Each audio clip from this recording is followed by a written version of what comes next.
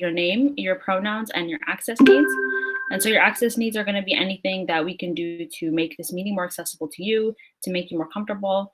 And of course, feel free to email me before any board meeting if you do have specific accommodations that you'd like us to try and make for you, and we'll try and get that sorted. So I can start. My name is Asab. My pronouns are she, her, and all my access needs have been met as of right now. I know at the last board meeting, I was kind of cutting in and out because of my internet connection. If that happens again, I'll try my best to tune back in. And then next on the list, we have our VP External Relations.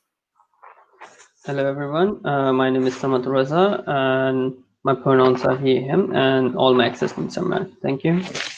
Thank you, Samad. VP Finance.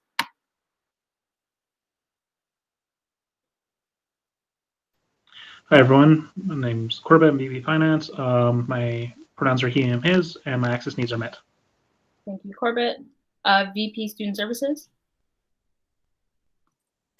Okay, hope everyone's having a good day. It's Matt, VP Student Services. My pronouns are he, him, his, and I may have to go up and answer the phone for my food. And also, I've been sitting all morning, so if I turn off my camera, I'm probably just stretching or standing, but I'm still here. Thanks, Matt. VP Student Life. Oh, Jennifer, her computer is lagging really bad. There's no unmute. Jennifer, we know who you are, so if you do have any access needs or anything like that, feel free to type them out in the chat box. Cool. Next is VP University Relations. Hi, everyone. My name is Gabe. My pronouns are he, him, his, and my access needs are met. Thank you, Gabe. At-large Rep 1, Balqis, if you want to go ahead. Yeah, I'm Balqis, she, her, hers, and my access needs are met at the moment. Thank you. And then our next at-large rep, Poom, if you'd like to go ahead. Hi, I'm made with Poom. Pronouns are he, him, his, and I currently cannot turn on my webcam right now. Thank you. And then next is Arts and Social Sciences. Sude, I think, is having trouble accessing the link, so I'm just trying to send that to her right now. So we can move on to, oh wait, Applied Sciences first anyway. Applied Science rep, if you'd like to go ahead. Hi, my name is Harry P. Singh, and my access needs are met. I might just need to get up and get my food, and might turn my camera off for that. Thanks. No worries. Next is our business rep. Mehtab, I'm not sure if the phone number is you or if you're able to hear us.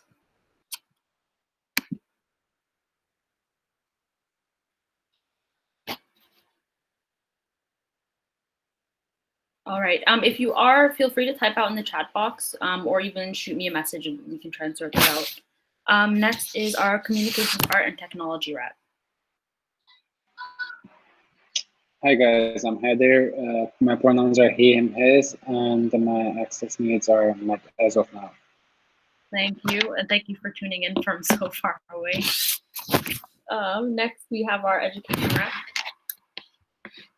Hi everyone, my name is Emerly. My pronouns are she, her, hers, and all my access needs are met. Thank you, Emerly. And then we have our environment rep. Hi everyone, my name's Anuki. My pronouns are she, her, hers, and my access needs are met. Thank you, Anuki. And then our health sciences rep. Hi everyone, I'm Nafoni. I'm the health science rep. My pronouns are she, her, hers, and my access needs have been met. Thank you, Nafoni. And then we have our science rep. Hi, my name's Wei Chen. Pronouns he, him, his, and my access needs are met. Perfect, thank you, Wei Chen. We also do have our society staff in attendance, our campaign research and policy coordinator. Hi everyone, it's Sarah, she, her, and hers, and all my access needs have been met. Sarah. We also have our executive director here.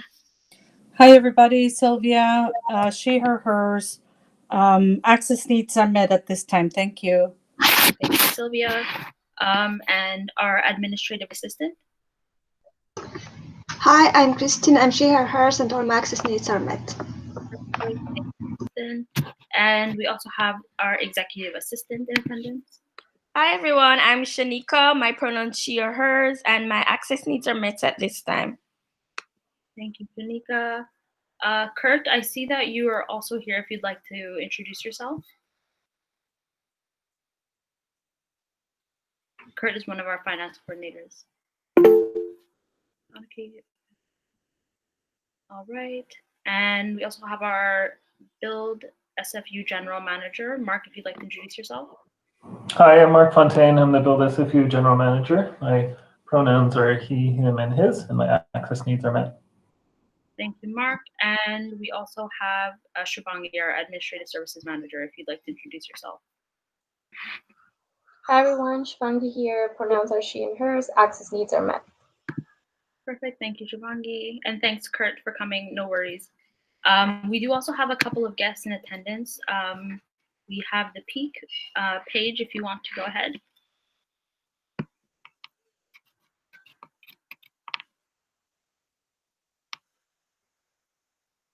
If not, no worries. Feel free. Oh, are you here? Okay.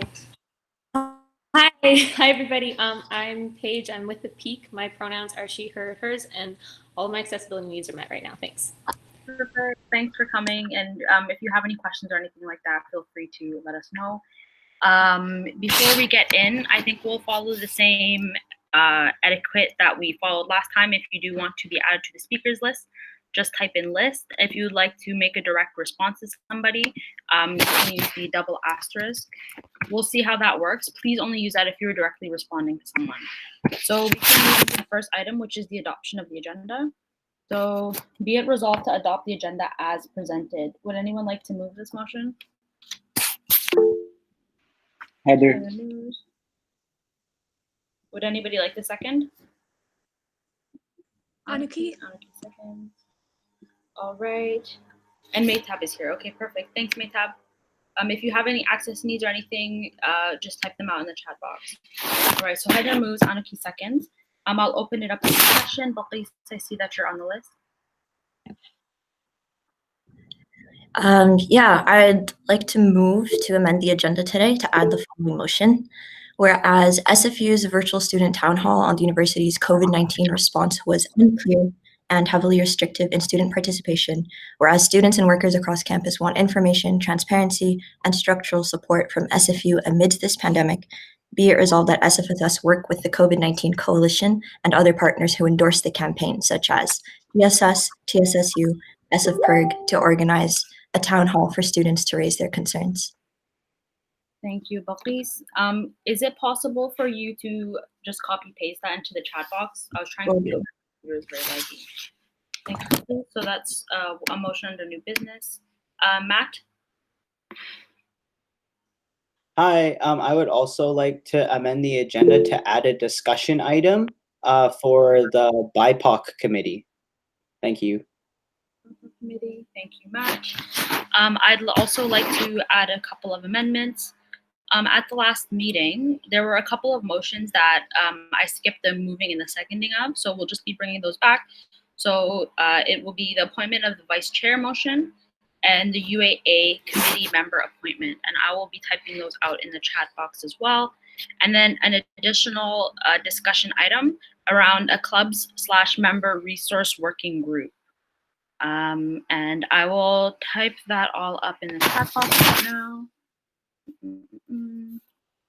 All right, would anybody like to move those amendments? Gabe moves. Gabe, would anybody like to second? Samad? Samad seconds. Any discussion on the amendments? Seeing none, we can put that to a vote. So this is to include all the amendments, so the appointment of the vice chair motion, the UAA committee member appointment, the motion about the virtual student town hall, a BIPOC committee discussion item, and clubs member resource discussion item. So all those in favor, seeking unanimous consent, please unmute your mic if you would like to dissent or abstain. I see a phone number that's unmuted, but I'm not quite sure who that is. It could be me or sub. It's Alejandro. Okay, got you. Thank you, Alejandro. All right, in that case, the amendment is carried unanimously. We can take it back to the main motion now. So be it resolved to adopt the agenda as amended. Would all those in favor seeking unanimous consent, please unmute your mic if you would like to dissent or abstain. Seeing none, the motion carries unanimously. The agenda is adopted as amended. Thank you, everyone. All right, so we can move on to item 5.1, approval of the minutes. Be it resolved to receive and file the following minutes, Board 2020 from May 15th. Would somebody like to move? Nafoni. Nafoni moves. Would someone like the second? Corbett. Corbett seconds. Any discussion?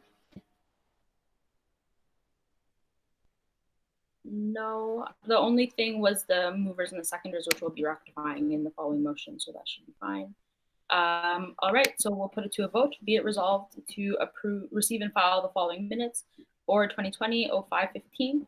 All those in favor seeking unanimous consent, please unmute your mic if you would like to dissent or abstain. Seeing none, the motion is carried. Perfect. Thank you, everyone. We can move on to item 5.2, which is committee minutes. So be it resolved to receive and file the following minutes from Governance Committee from January 30th, and then from University and Academic Affairs Committee from April 6th. Would somebody like to move? Gabe moves. Thank you, Gabe. Would anyone like to second?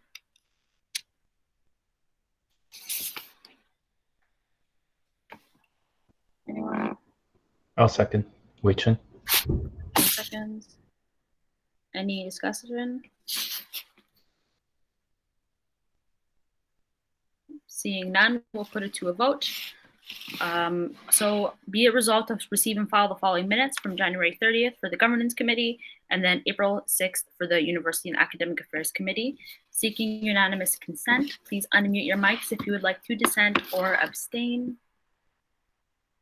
I don't see anything. So this motion also carries unanimously. Perfect. So the next item on the agenda is number 6, report from the Executive Committee. And Kristen, I know that it's recording, but if you do want me to slow down or repeat anything, please feel free to just interrupt at any time.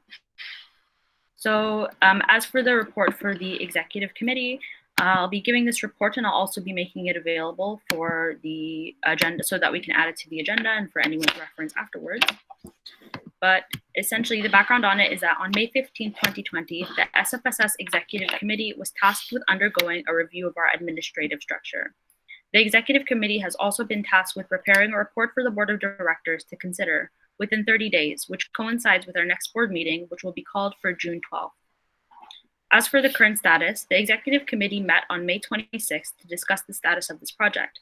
The Executive intends to bring a report to the Board of Directors on the 12th with a report and analysis on our current administrative structure, how it has impacted the society, and analysis on the structures we had in place in previous years and the impact of those as well. We have also been looking into the administrative structure of other student societies to compare and contrast with our current structure and the recommendations we intend to bring to the board for discussion and consideration. We are making good progress on this project, and we are continuing to work alongside the Governance Committee during the governance review and restructuring as well. At the next board meeting, we will be presenting the board with 3 different recommendations for the board's consideration. We would also like to thank the board for allowing us to undergo this review, and we look forward to presenting our formal report on June 12th. If you do have any questions or concerns, feel free to bring them up now, or feel free to contact me or any other members of the Executive Committee as well. Is there any discussion, or would anybody like to ask any questions or make comments?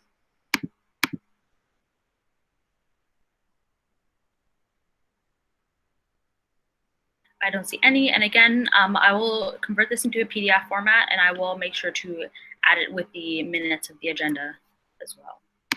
So we can move on to item 7, which is report from the Governance Committee.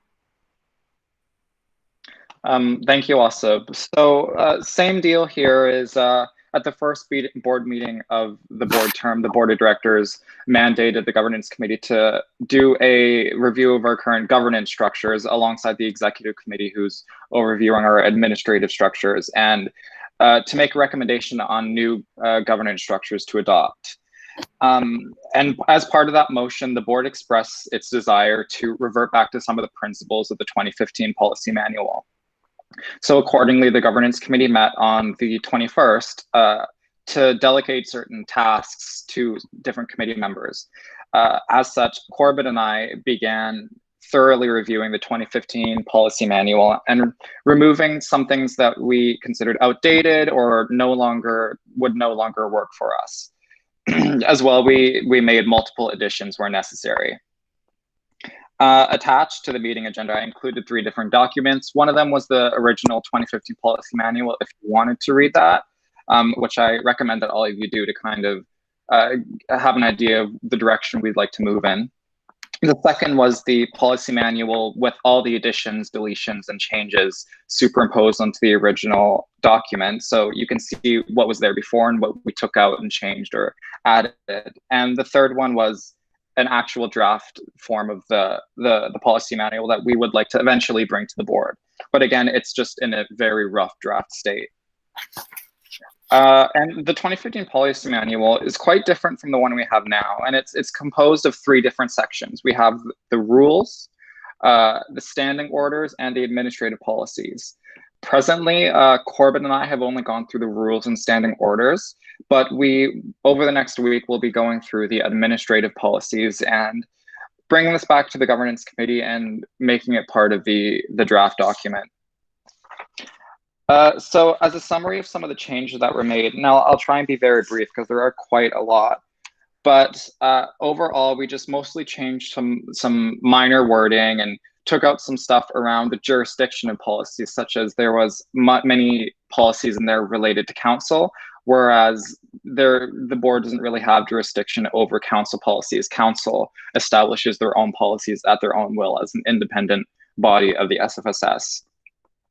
There was also much about the elections and referenda policies and issues policies within the document. And as most of us know, those are actually separate documents from the board policies right now. So we also removed those. And then just removing some irrelevant clauses and adding some parts such as clarifying quorum and speaking privileges at the board, and adding a clearer process for appointing chairs of the board, vice chairs of the board, or if the board ever wishes to appoint a vice chair. And same thing for the standing orders. We just removed some standing orders are basically committee stuff and committee terms of reference, and we just removed standing orders that were out of date or committees that are no longer used by the SFSS. But we also kept some, such as there was a committee composed of faculty reps and at-large members or at-large representatives of the board. So we kept that because we thought it might be good to bring back and revive. So yeah, that's a very brief summary of some of the changes we made. And of course, the next steps are to review what we've already done over the next week, but also look through the administrative policies and add those to the draft and clarify certain sections as necessary. And that will be, of course, all of these changes will be done in conjunction with the executive committee and the recommendations that the executive committee decides to bring to the board. And we will continue to keep the board informed of our progress. And once we have recommendations, which we're hoping will be by the next board meeting in 2 weeks, we will let all of you know. Thank you, Gabe. Corbett, would you like to go ahead? Yeah, thank you. I just wanted to add a little bit because Gabe said the vast majority of what I wanted to say. For some next steps, we also, since it's a draft, we'd like to get for any feedback that is given to look into it. But I also want to do another pass over the document because we made a lot of recommended changes and stuff. Want to do another pass to look for additional, conflicts or weird wording or duplication or redundancies in the language. I've noticed a few things. I think, like stipend language that's in multiple areas that could probably be simplified. So, because my hope is that with going forward, that these policies can be more user-friendly for, especially for our students and people that are not necessarily versed in governance type language. Try to discourage too much jargon and things like that. So that's kind of what I will be helping with going forward. Thank you, Corbett. Any discussion or questions regarding this item? All right, seeing none, we can move into the next part of the agenda, which is 8, old business. So 8.1, appointment of legal liaison officer. So be it resolved to amend motion Board of Directors 2020 from May 15th, 21, previously adopted to read, whereas the oversight of all society affairs, including legal affairs, remains under the discretion of the Board of Directors. Be it resolved to appoint Arsad Mohammed, President, as Legal Liaison Officer. Be it further resolved that if board members or staff require legal advice, that the Legal Liaison Officer is notified each time legal consultation is being sought. Be it further resolved that the Legal Liaison Officer shall give direction in consultation with the Executive for the selection, changing, or continued usage of specific lawyers in order for services to be billed to the Society. Would somebody like to move this motion? Corbett moves. Corbett, thank you. Would somebody like to second? Gabe seconds. Gabe seconds, thank you, Gabe. So I'll open up the floor to discussion. So with this motion, it is basically revisiting the one that we passed at the last board meeting. There was a bit of confusion, I think, surrounding the motion. So we rewrote it and received some advice on some of the wording from some legal consultation. And I think that this is a little more clear than the previous motion. The same sentiment still stands, and that this is simply a way for the board to keep an eye on what's going on and making sure that the board is fulfilling our fiduciary duty to make sure that we are aware of what's going on in the society in regards to legal consultation being sought. So I wanted to open up discussion to see if this clarifies any of the language before. I did give notice for this one on the agenda, so this one is just a simple majority vote. And I will open up the floor to discussion.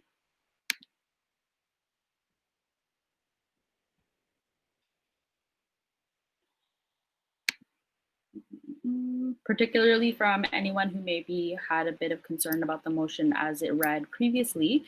I think with this, I can give a little bit of clarification on what it looks like now. So the third be it resolved clause says that if board members or staff require legal advice, the legal liaison officer is simply notified each time the legal consultation is being sought.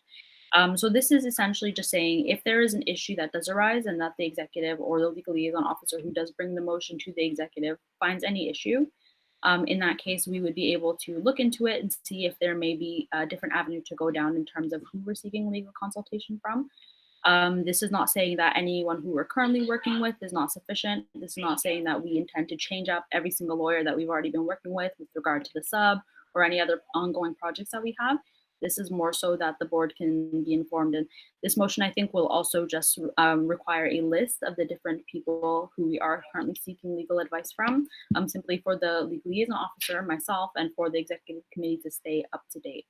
As for making sure that the board is involved, this will be a situation where if there is an issue and it does need to be resolved, that would be a board decision rather than just the decision that's made by the legal liaison officer. That's why it is a liaison role, not so much like the person who's going to be calling the shots, as that is under the board's discretion.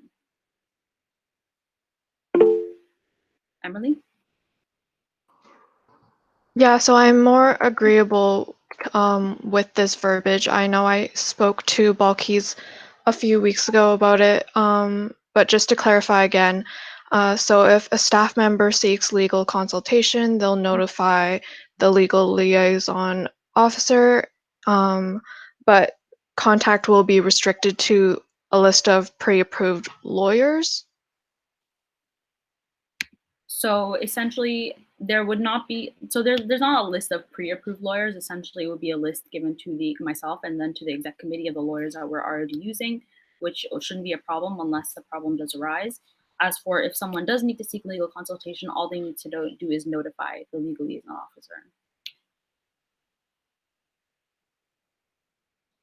Does that make sense?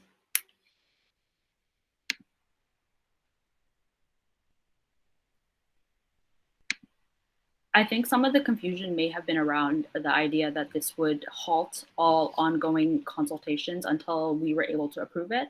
That's not the case. We're simply requesting that we are informed of who the society is currently using as resources. And then if there is an issue to arise, that the legal liaison officer and the executive committee would be able to go in and look at what's going on. And that is kind of that's kind of hashed out in the last be it further resolved clause. And where it says that the legal liaison officer shall give direction in consultation with the executive for the selection, changing, or continued usage of specific lawyers in order for services to be billed to the society.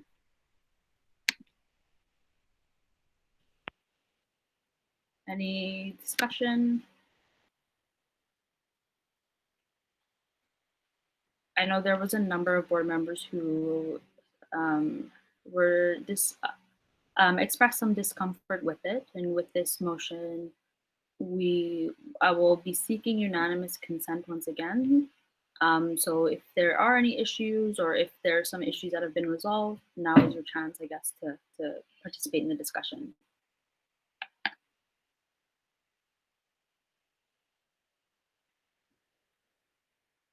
All right.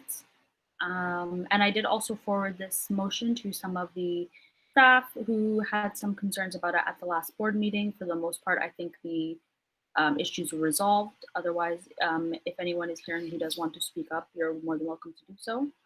If not, we can move into the vote.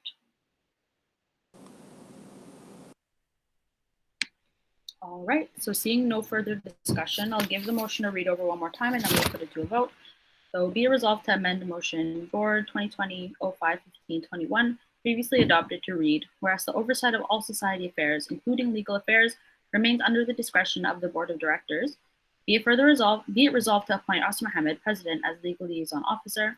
Be it further resolved that if board members or staff require legal advice, the legal liaison officer is notified each time legal consultation is being sought. Be it further resolved that the legal liaison officer shall give direction in consultation with the executive for the selection, changing, or continued usage of specific lawyers in order for the services to be billed to the society. All those in favor, seeking unanimous consent. If you would like to dissent or abstain, please unmute your mic now.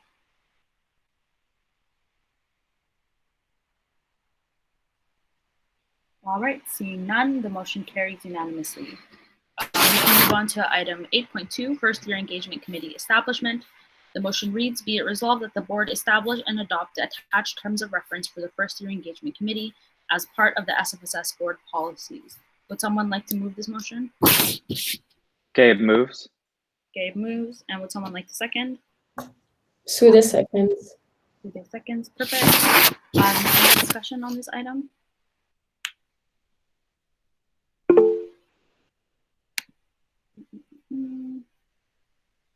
Mehtab? Yeah, so I just have a quick question. I know I mentioned this to Corbett, but just for everyone as well, when, do we think we'll allocate some funds to this committee, maybe further down the road, or just for, how is it going to work? How are they going to be getting their funding? All right, I see Gabe is on the list next, and I know Gabe has been working on this. Maybe that'll cover your question as well, Mehtab, and then if not, we can put it up to Corbett. So Gabe, if you'd like to go ahead. Sure. Yeah. Thank you, Mehtab. That's a good question. That was actually a discussion that occurred when this was brought to governance committee. So just by way of background, this was brought to the board last board meeting, and it was committed to governance because there was some concern around the composition of members and how there was more at-large and councillor representatives on the committee than there was board members. And that was a particular concern because if the committee were to have funds allocated to it and have a budget, that there was concern around the committee having the power to vote to allocate funds to certain things, and how that voting power would go lean toward non-board members than actual board members on the committee. So the decision that was made at the governance committee was that the committee would serve in an advisory role, and it would not receive any funding or budget. Instead, it would make recommendations to the board on initiatives, events, advocacy, and then the board would take those recommendations and do with it as it thinks best. take those recommendations to the UAA committee, to the events committee, or the board could handle it however it would like. But that was the consensus of the governance committee. So, and I'm just looking at the terms of reference. And so, yeah, the composition will stay where it was when it was last presented to the board, just because there is that risk eliminated of there being more voting power of non-board members than there were board members.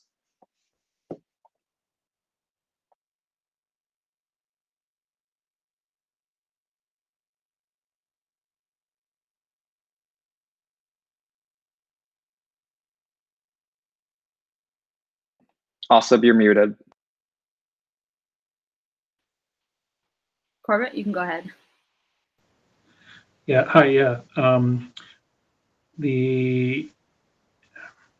think it's a good idea for a brand new committee like this to start out as advisory, to see how it works in practice, see what kind of recommendations they make, and then if we find there's a need to give them more autonomy, I guess is the word, more delegated power to them to take on their own activities, especially if they do become busy, or rather a lot of the recommendations to make cause the say events committee to be a little too busy, then we can always revisit and change the terms of reference and work with our staff to figure out an appropriate budget for them.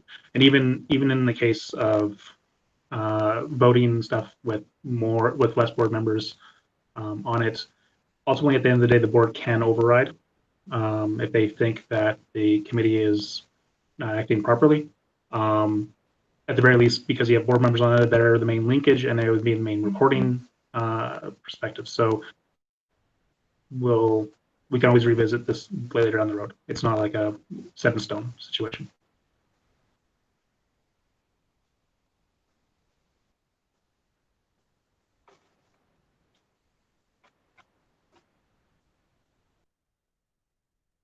You're muted. Sorry, I was typing, so I didn't want the typing sound to be heard. But any other discussion on this item?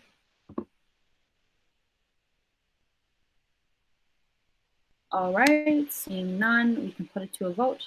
I'll reread the motion. So, be resolved that the board establish and adopt the attached terms of reference for the first year engagement committee as part of the SFSS policies. All those in favor, seeking unanimous consent. If you'd like to dissent or abstain, please unmute your mic. All right, seeing none, the motion is carried unanimously, and we can move on to item 8.3, first year engagement committee appointment. So be it resolved to appoint Sude Guvendik as chair of the first year engagement committee. Be it further resolved to appoint Gabe Leosis, Balqis Jama, and Heather Masood as members of the first year engagement committee. Would someone like to move this motion? Matt. Matt. Would somebody like to second? Samad. Heather. Samad, I heard your name first, so Samad seconds. Any discussion? I think this is pretty standard, just these people previously motivated that they wanted to be on the committee, and so we're now approving them as committee members in line with the terms of reference. Also, Sylvia, can I ask a question? Of course. Which staff member are you seeking support from? I will direct that question to Gabe or Sude, if you'd like to answer.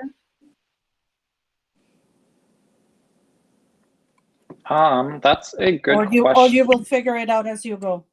I think that's best. Figure it out as okay. Thank you. Yeah, that's probably the best route to go.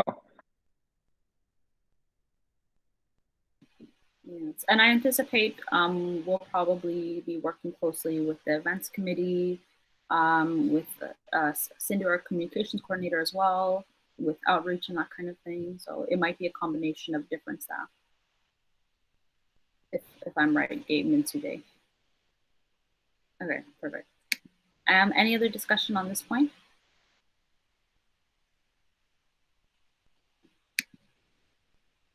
All right, seeing none, we can put it to a vote. So I can reread the motion. So be it resolved to appoint Sude Govendik as the chair of the first year engagement committee. Be it further resolved to appoint Gabe Leosis, Bilqis Jama, and Heather Masoud as members of the first year engagement committee. All those in favor, seeking unanimous consent. So please unmute your mic if you would like to dissent or abstain.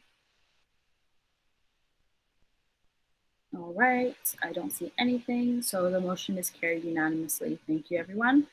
So we can move on to item 8.4, which we amended to redo the vice chair motion. So I'll read the motion, and I did type it up in the chat box as well for everyone to follow along.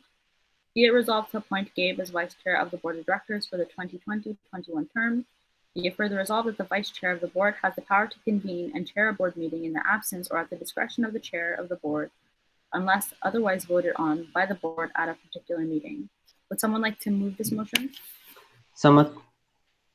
Bud moves. Would somebody like to second? Gabe seconds. Gabe would like to second. Any discussion? This one we did the little vote, show of hands vote, and then Gabe was selected by the board to be vice chair. So now we're just finalizing the motion. Any other discussion? I don't really anticipate much. All right, so we can put this one to a vote. So I can give it one more read over. So be it resolved to appoint Gabe Leosis as vice chair of the board of directors for the 2020-2021 board term. Be it further resolved that the vice chair of the board has the power to convene and chair a board meeting in the absence or at the discretion of the chair of the board unless otherwise voted on by the board at a particular meeting. All those in favor seeking unanimous consent, please unmute your mic if you would like to dissent or abstain.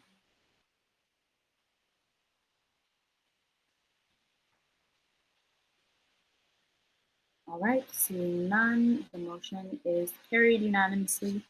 Thank you, everyone. And we can move on to 8.5, which we also added, and I did type into the chat box.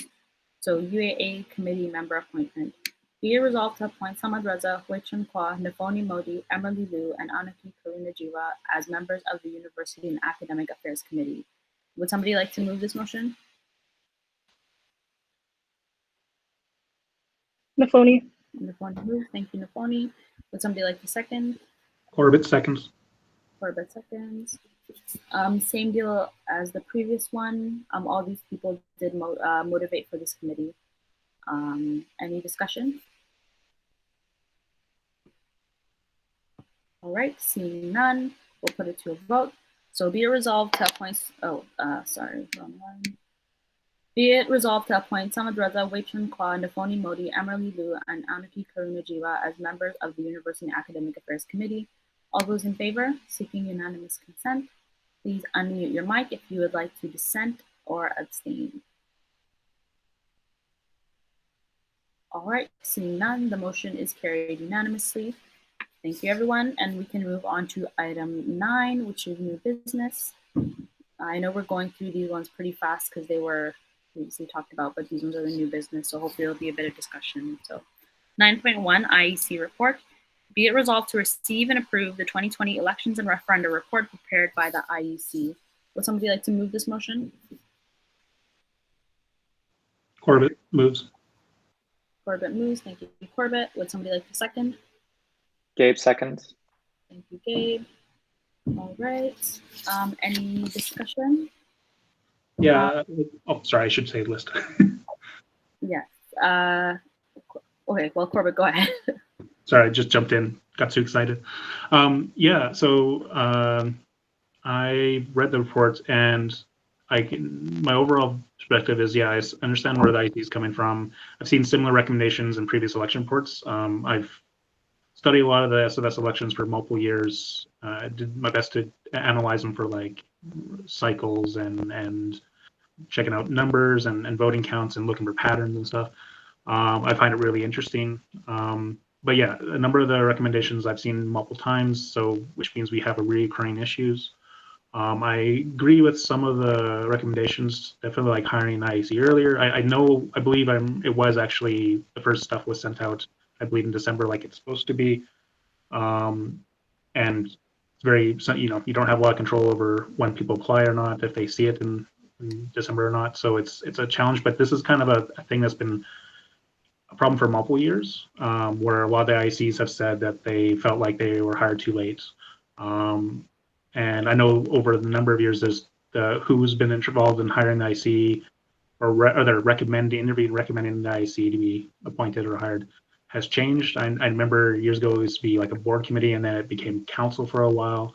And then in 2016 or 2017, the board made a significant number of election policy changes that kind of had it mirror the Carver model a little bit more, giving staff more involvement in some of the operational aspects, like booking events and booking spaces and things like that.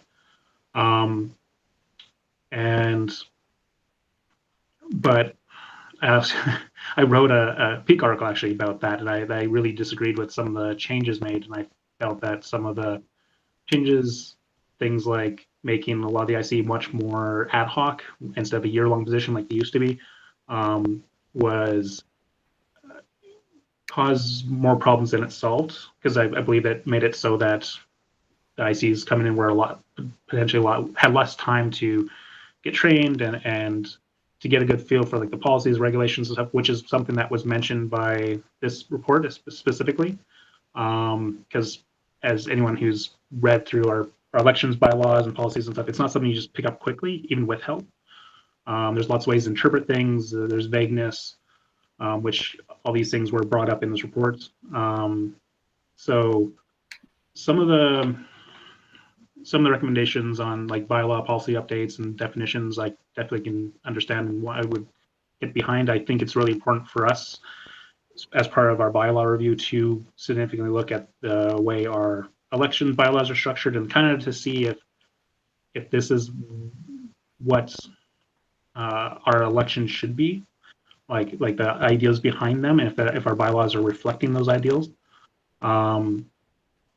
because from year to year, we've seen significant changes sometimes between interpretations on rules, like if for infraction processes, and like some years they primarily did fine, some years they were really harsh and just like disqualified you for almost everything. Other years they tried a brand new system where it was like for like external endorsements and stuff, and it was I don't envy the role of the IEC. It's not it's in many ways a thankless job. So I'm all in favor of trying to make that process better for students and for people that run the elections, and making things clearer for our members. One of the things I also noticed was the request to host 2 debates, because for the last couple of years it's only been 1. Just for some historical knowledge, in 2015 the SFSS ran 4 debates, 1 in Surrey, 1 in Vancouver, and 2 in Burnaby. 1 for the at-large and faculty reps, and then another one for execs only, which is something that the report has requested we bring back, at least the 2 Burnaby debate, or the 2 debates, which I fully agree with. My feeling has been that elections, especially over the years, have been, especially when I look at the costs and stuff associated, they've been shrunk down a lot, and kind of feels rushed to me, and it may have not been the intent. I think with the new policy changes, they try to make much more of a clear timeline for elections and stuff, which I understand, but it feels like we need to reevaluate elections and look at. I always view elections as an opportunity for governance and engagement of students, and it's for the last 3 or 4 years, it's felt like it's been too rushed, and it's been too condensed, and I think it's too stressful for everybody. So I'm happy to look into this more throughout this year. Thanks, Corbett. Any other discussion regarding the IEC report? I know last year we went through the IEC's recommendations in governance committee. I'm not sure if that has been planned for this year as well, but I think it might be useful to take some time to do a deeper dive into what the specific recommendations were. I can definitely second what Corbett said about some of the issues surrounding the IEC being hired too late. And I think that a lot was kind of left up in the air in terms of the IEC's regulations because they weren't really thoroughly written down. So I'm hoping that the governance committee, this can be something that we work on in tying up some of the loose ends in the elections and referenda policies and making sure that for future IECs or for future commissioners that it can make their lives a little bit easier and it can make the lives of the candidates a bit easier as well. Because when things are left to interpretation, it causes a lot of undue stress, I think. Any other comments on the issue of the IEC report?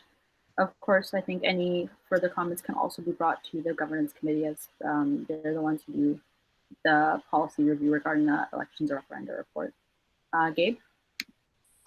Thank you. I mean, I don't really have anything to add. I do agree with what you both said, Corbett and Asab. I would just say that as chair of the governance committee, it is my full intention to bring this to governance committee and do a thorough review of our elections and referenda policies. And not only looking at the IEC report from this year, but as Corbett was discussing, look at previous IEC reports and try and pull out what has been a reoccurring problems or issues in the past that maybe other boards haven't resolved. Yeah. So I think that's something that the governance committee should and probably will focus on after our governance restructuring, and hopefully that process will also not just be exclusive to the governance committee, but also including input from counselors, student union executives, ex-candidates, or even candidates who might like to run in future elections. Thank you, Gabe. Any further discussion on this item? Sarah, I don't know if you want to jump in. I know you sent these to me so the board can approve them for so they can be uploaded on the website, but I'm not sure if there's anything else that you wanted to add. No, I can just let everyone know that there was a change to the policies last year because of one of the recommendations for the IEC, that they wish they had been able to look at reports before they started the job. So now these are uploaded onto the website with board approval as per the policies. Sounds good. Yeah, so the recommendation that IEC applicants can take a look at the recommendations before getting started, I think that is a good idea, so they can have a little more thorough idea of, I guess, what they're getting themselves into. All right, well, if there is no further discussion, we can put it up to a vote. I will reread the motion. So be it resolved to receive and approve the 2020 elections and referenda report prepared by the IEC.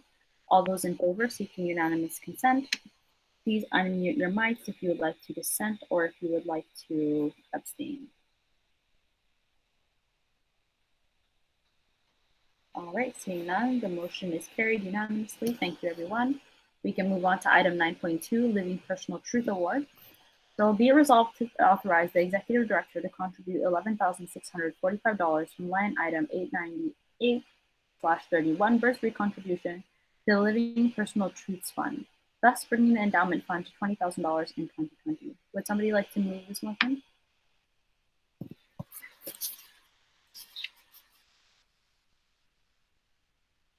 Suda moves. Do they move? So would anybody like to second? Corbett seconds. Corbett seconds. All right, perfect. So there is a briefing note attached to this item by Sylvia. So Sylvia, I will invite you to say a few words about this one if you'd like. Thank you. I think the briefing note is self-explanatory. I met with the individuals listed there from the SFU Awards Office, and they have been able to collect some interest on the funds that they have for this award, but because it is so small, they've only been able to do very small bursaries. And they came to me during, I think it was in March, and I was in discussions about this with Giovanni. And then, of course, the whole coronavirus matter happened. So it was put in abeyance. And as I was going through pending stuff, I saw it and I proposed it. And if you have any questions, happy to answer them. Thank you, Sylvia. Corbett, you can go ahead.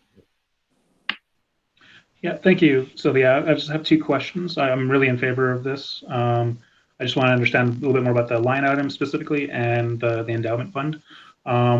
So I see on the budget at the burst line item 898-31 is $30,000, and so obviously this motion wouldn't drain the bursary. Do you, just from any historical perspective, do you think there'll be additional uses for this bursary that might require the board in the future this year or so to maybe reallocate or expand the size of the bursary? So if we look back to what happened in 2019, 2020, am I unmuted? Hold on. No, yes. You're good. I believe that we spent, I don't have it in front of me, but we didn't spend the whole amount. And this year, so we budgeted the similar amount as last year. I imagine that, depending on how things progress with students not being on campus and students needing further assistance as we progress with this whole COVID thing, that this may be required to be expanded in order to support students in those areas, whether it is called emergency or some other form of bursary. So I'm going to suggest that in the future, this will probably be something that the Finance and Audit Committee would be asked to think about and asked to recommend to the board eventually. Yeah. Okay, great. Thank you. Yeah. My follow-up question is, so if I understand it, the endowment fund, the goal is to get up to $20,000. Is that just to make it self-sustaining, or will we be also, or would we be keep contributing to it further after this? The request was for $20,000, so that the interest they're able to make off of it is about $500, and they're able to give that bursary out of the $20,000 and not deplete the $20,000. So the threshold will stay at 20 in order for the bursary to be. I don't know, even 500 seems to me small, but the idea was to be able to bring it to around that number. Okay, because according to your note, we've been contributing to it for a number of years, except for 2015. Mm-hmm. I was just wondering if we would plan to keep continuing this to help grow the fund even further. Like we're basically giving a nice boost to make it so it's more functional now, and that we'd still keep contributing to it over the next 5 or 10 years, hopefully. Is that an idea, or was that not discussed? Well, the idea was that the contributions that were made over the years was to bring the fund all the way to 20,000, right? And the fact that we didn't contribute in 2015, I think that's a bit of a blip year for many things. So but the idea was the contributions was to bring it all the way to 20,000. The board my recommendation to the board would have been, put up to 15,000 this year, and then the next year bring it up to 20. But we do have the money, and students need the resources, so why not bring it up to that level? After that, it will stabilize at 20. At one point, in the fundraising world, in the fund development world, that's probably going to be another ask in a couple of years from the awards office, that we beef it up to maybe $25,000 or $30,000 so that they can give larger bursaries. But for now, that's the only ask they made. Okay, thank you very much, Sylvia. You're very welcome. Thank you, Sylvia and Corbett. Is there any other discussion on this item? Personally, I think it is a great idea, and I'm more than happy to contribute this amount to the Personal Living Treats Fund And reading a little bit about it and hearing more about it, I think that it is very much in line with our mandate, especially in supporting students who are LGBTQ students and who need our financial support as well. So I'm more than happy to make this contribution.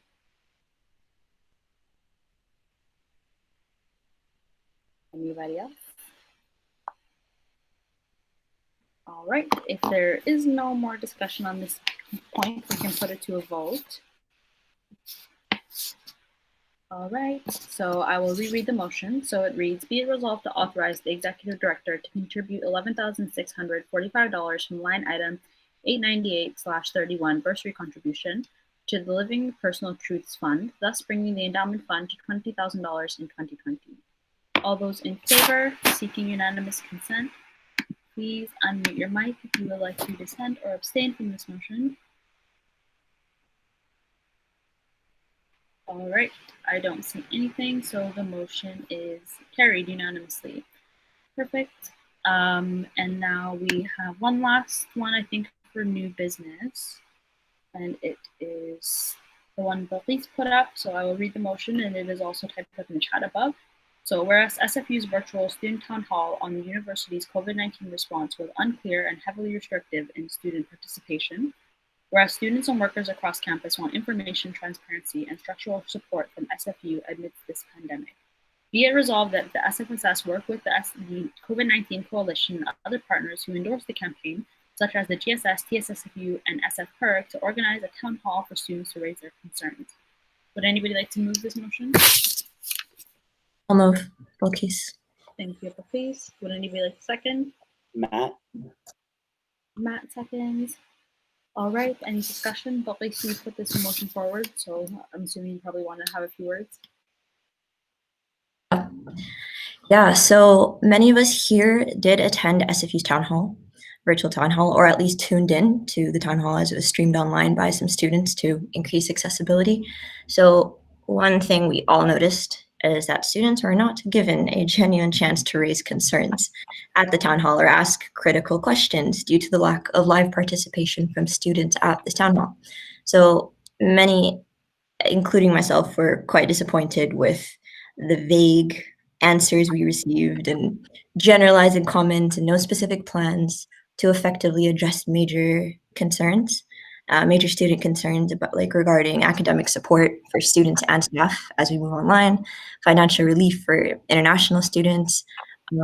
I think it's appropriate to contact other groups who endorsed the campaign or endorsed the concerns raised by the COVID-19 Coalition, as they have been organizing to advocate for students. And as we press for the administration for more clarity of processes and support for students, it's important for SFSS to update membership about what we know and give students a chance to voice their concerns and give input on the direction we want we want to go in moving forward.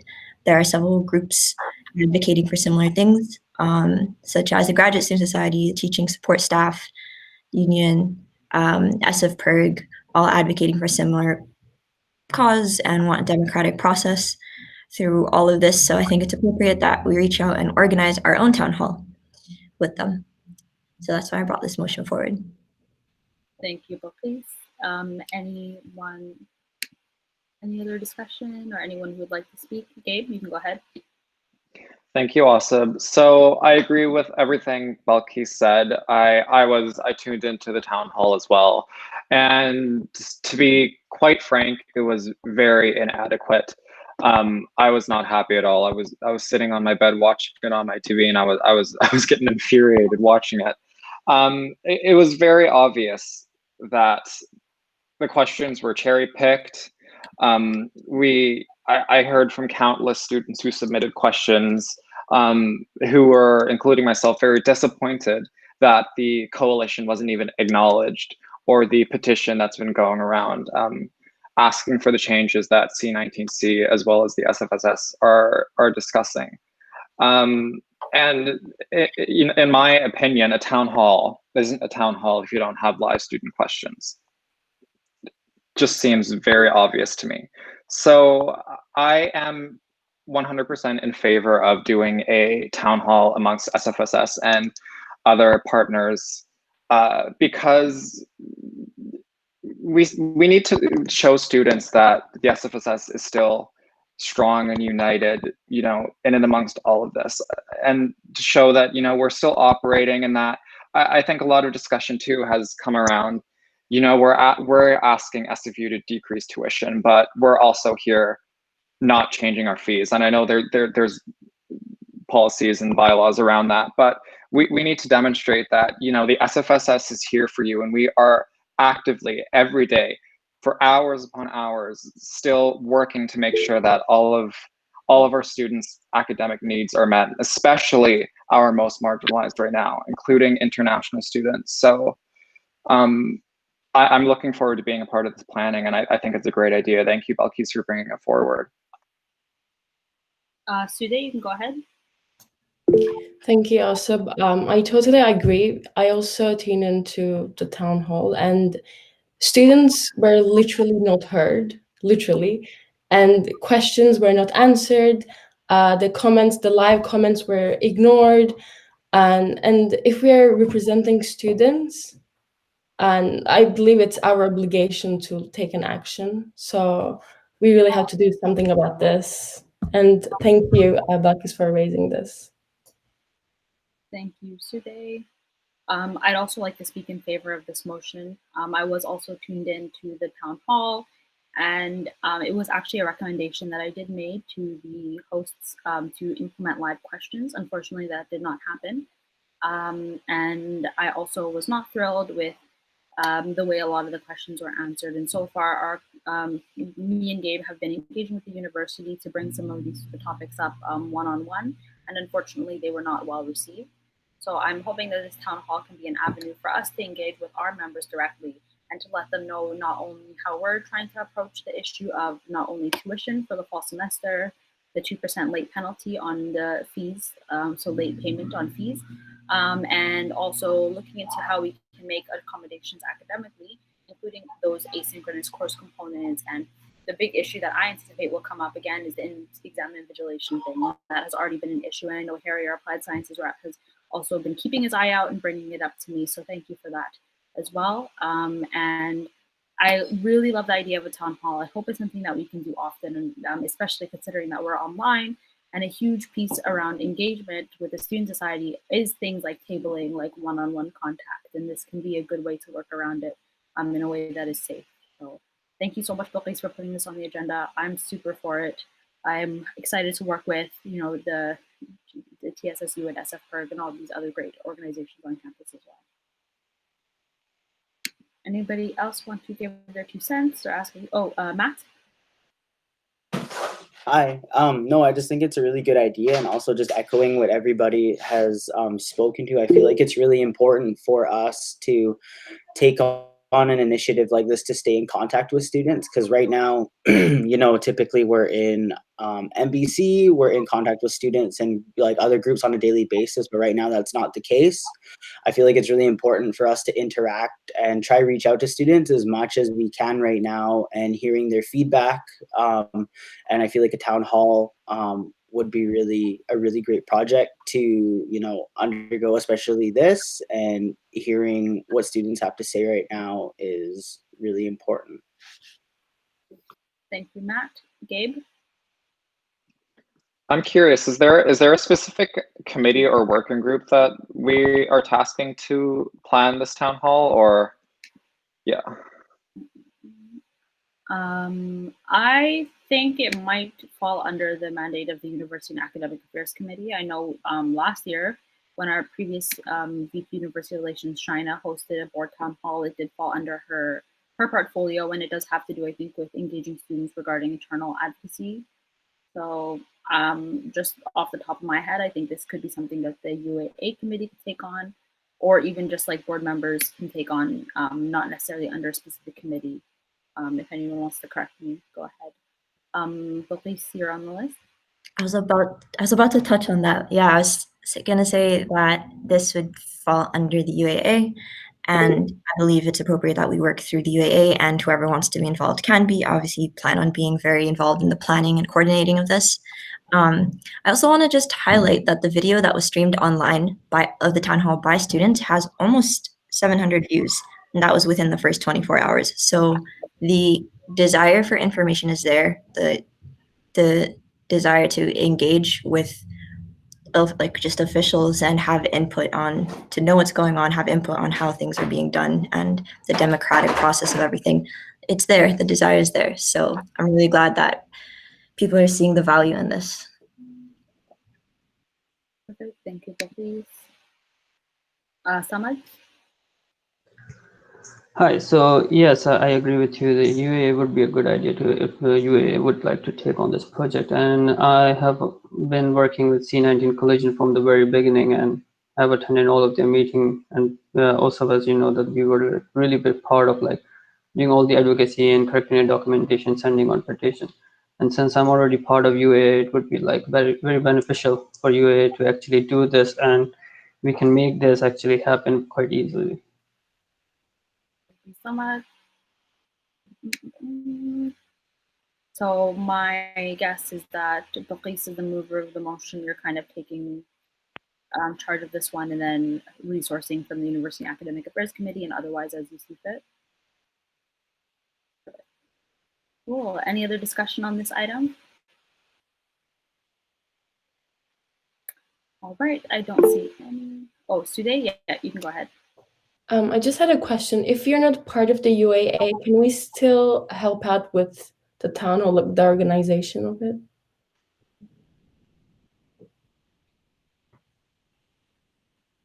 I don't know, since you're technically the project lead, if you want to answer that one. Yeah, of course, anyone can be involved in any part of the board activities. Yeah, any members can. And you're welcome to, absolutely. Thank you. Perfect. So is there anybody who off the bat thinks they might want to be involved in this project / working group?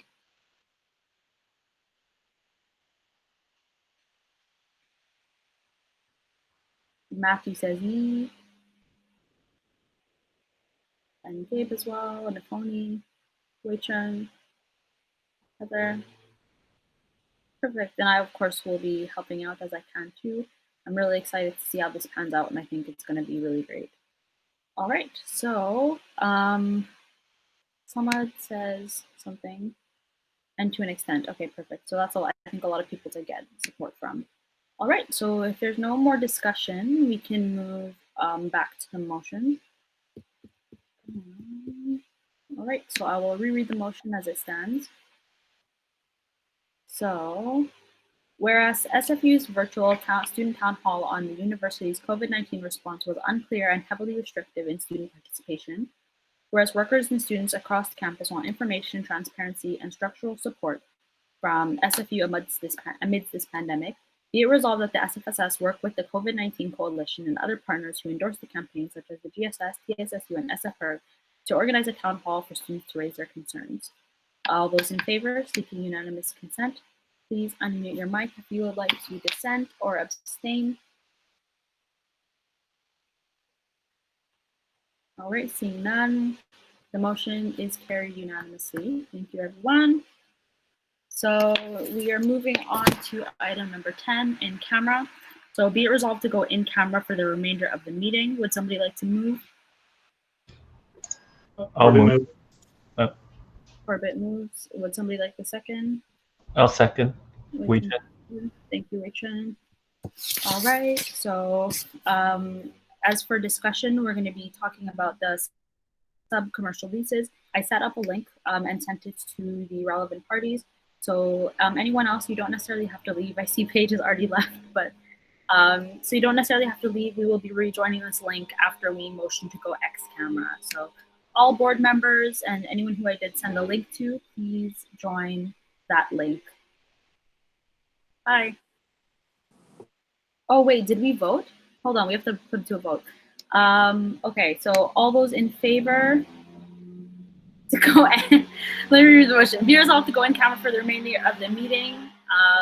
All those in favor, seeking unanimous consent, please unmute your mic if you would like to dissent or abstain. All right, so the motion carries unanimously. Now we can move to the next link.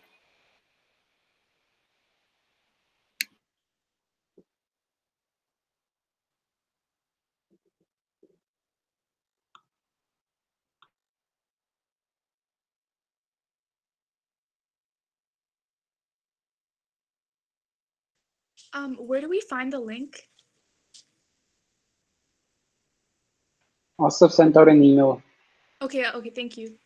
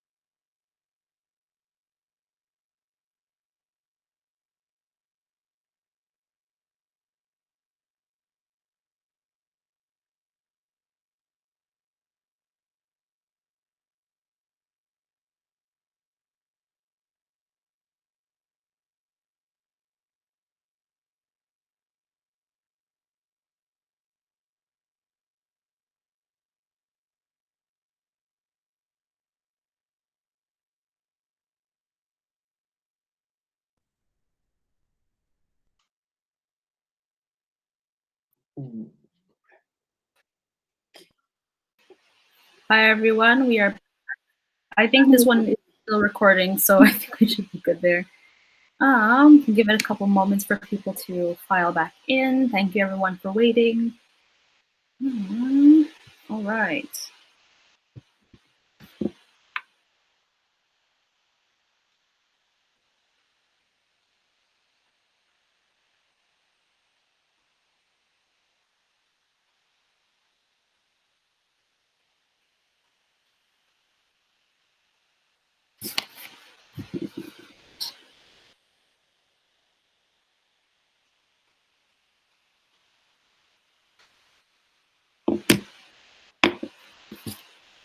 All right, so I think we can get started again. And then Kristen, I can just message you the details of the X camera motion. It was moved by Corbett and seconded by Harry and carried unanimously. I just typed that in the chat box. All right, so we can move on to 12. 12.1 is club/member resource working group. Oh, I added that on there twice. Okay, well, we can do the 12.1 clubs member resource working group.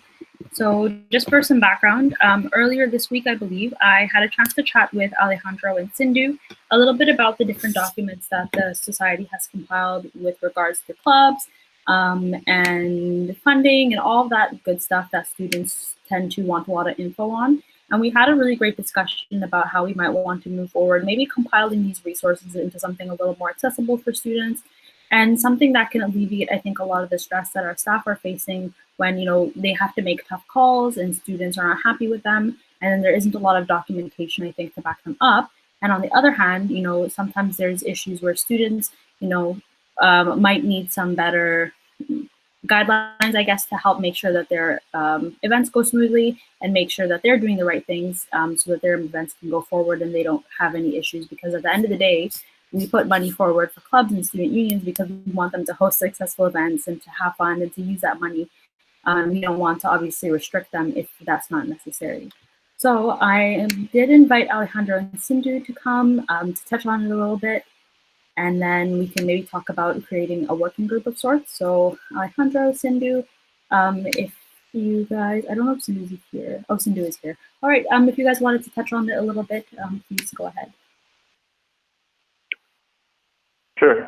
Thanks, Osab, for inviting us to come and speak on it. And yeah, I agree. I think it was quite a healthy conversation that we had at the beginning of the week. So I think one of the reasons why we also wanted to speak with you in front of the whole board is, I do like the idea. I think when it was proposed by Osab, I think it makes sense, especially how, there's a few issues that also want to have some incorporation into what we were doing. I think from our standpoint, I know specifically also with my team of club and student union coordinators, I know it was very vital for us that we wanted to also be involved in this and to share with you, our perspectives, some of the situations that we've come across, and provide more context and rationale when these working groups form as to why some of the recommendations we've had, we've made them. And, I think, Mitab had asked last week in the development session, and there was another person that also had asked about a question like, if students wanted to find out more information, where could we find them? And unfortunately, we're a bit guilty of not having them fully up there.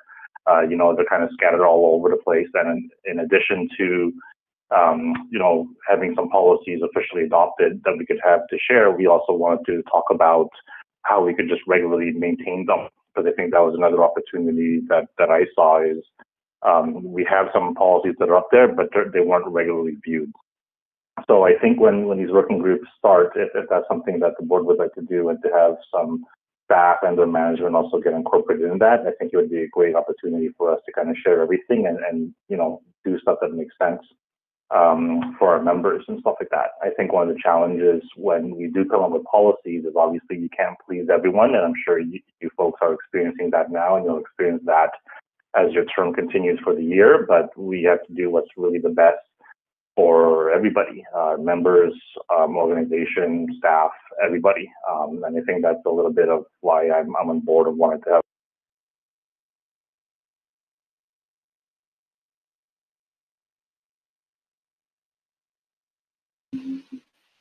All right, thank you, Alejandro.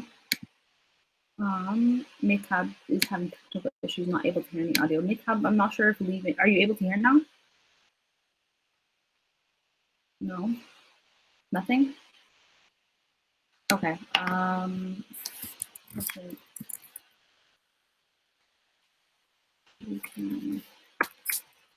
All right. Any other discussion on the item at hand? Jennifer? Yeah, I just want to say I'm in support of this, but I have a question. Like, how would these resources and guidelines be different from what's currently on that Canvas course? Right, so Cindy here. Right now, our Canvas course is a little outdated. So that was another issue that we were identifying, that there was plenty of different resources out there, all listing different kind of information. And we really wanted to make sure we got all of the documents that were out there right now and make sure that they're consistent. So that's a great question. So hopefully when we get into a room with just the board and staff and we discuss what to do next, we can make sure that all of the information is first consistent and make sure it's where we want it to be. And then we can discuss how we want that Canvas course to look, if we still want to continue with that or how it works. So we would still have that orientation piece. It would just, the information would be updated with whatever we decide to move forward with. Thank you. Sorry, I got disconnected, but I'm back in, so. Perfect. I can touch on it a little bit. I know after our conversation, it was something that I thought about a bit, and I think it might be nice to have something like a more centralized document. I know that it was something that we talked about a little bit last year in terms of having like a clubs and operational policies. I know right now the club's terms of reference is usually what's circulated, and I think that leaves a lot up for interpretation. And the second piece about it is that I think it would be good to have all these resources to be made public for students. I think right now it's doing us a little bit of a disservice in, it almost comes off to students as if we're not, I think it might come off as a little more transparent and alleviate some of the stress that staff might face when students come to them with complaints or even, try to reroute and go straight to the board instead of coming to the club's coordinators, because that is obviously something that we don't want to continue to happen as well. I really like the idea of having some board members on a working group with this. Also working with the club's coordinators, member services coordinators who might have some valuable input, obviously, because this is their area of expertise. And then also maybe to have some members from different clubs and student unions. So club and student union execs who have been through the issues in terms of like funding and dealing with the SFSS and making things a little bit smoother in that regard. I think I see Sylvia on the list. Sylvia, if you'd like to go ahead. I was going to say that maybe, I think I had mentioned this earlier to maybe the executive, but perhaps we need to take the longer view because obviously SFSS is not going anywhere, the clubs are not going anywhere, and we may want to start looking at a business plan for a client relationship management instead of a piecemeal here and piecemeal there, so that we're able to have all of those documents, all the history, all of the projects that have been done, the decisions that have been made, and they're accessible to each of the individuals who are taking, who are interacting with the SFSS and for our staff as well. Something to think about, to start developing a business plan for our CRM. Yeah, I just wanted to add as well too. I think I might have missed it when I dropped off the call, but I started to hear just a little bit about Canvas, and Cindy was answering about that. So one of the things too that when I was looking at this whole opportunity is, I agree also, and that's where the opportunity was identified is there could be a more centralized place to put it. So the way we dub it from the staff side of things is we call it the Member Resource Project. So that's what we called it, and it consisted of funding guidelines, club days, terms of reference, club terms of reference, all that sort of stuff, all the pertinent information that we think would make sense to share and evolve. It's actually interesting that if Poon recalls, but during the debate, they actually had a side chat with them And we had a nice healthy chat about just as he was inquiring about just some policies in general. So hopefully that could get picked up again. But where it gets to with the Canvas part is I also realized that Canvas is one of the things that a lot of people know that it's there. You know, obviously SFU utilizes it for a lot of the other modules as well too. So we still wanted to continue that and not just kind of make it extinct, but at the same time to help prevent any redundancies or to make sure that we utilize it the best we can. We're you know, one of the things top of mind for me is to see, well, what is it that we could do to enhance Canvas so it is complementary to our policies and our terms of reference, etc. But again, it's not redundant, right? And that way we can still continue to give students different sources for information that they may need. So I hope that also answers the other question that I may have missed out. Perfect. Thanks, Alejandro. Poon, you can go ahead. I'm gonna say, like, yeah, I agree. Like, I think the current regulations surrounding clubs are functional, but I, along with a lot of candidates, have ran into a lot of issues surrounding clubs, and like we ran on those issues, like for example, like room bookings and like limited food options, etc. And also, one of the things that people suggested while we were campaigning was like, I don't know if you know, like patch notes. So with the rules being published, it would be helpful to have the rules, like the updates to the rules also published to see like what changed between it. Like Yeah, no, I agree, Poom, and I think one of the things that, you know, I also identified a while ago too is I think there's a better opportunity for change management overall. And I was sharing this, I believe maybe even in the last interaction I've had with you folks, but if not with OSA. But I find that when we do change something, we change it and it's like, you know, effective immediately, 24 hours, 48 hours, something like that. So I think there's a better opportunity, and I've already discussed this with Cindy as well too, in terms of how we can roll out a proper change. So that way we are giving ample notification, we are answering some of the most common questions that come up from it, and we're being prepared to kind of deal with that backlash, if you will. But yeah, I think all of that also kind of incorporates as we're kind of making a policy. I guess to my beginning statement, it was something where the working group idea was great because that way I think we're all fighting for the same cause, but the priorities are maybe different depending upon the level or the title that you hold, because you're looking after separate things of the overall of the organization, right? But overall, I still am on board with it, and hopefully the rest of you are as well too. Perfect. Thank you, Alejandro. Balthis, you're next on the list. Yeah, I just want to bring up that I'm really glad this was brought forward early on in the year, and I'm in support of a working group with different groups being involved.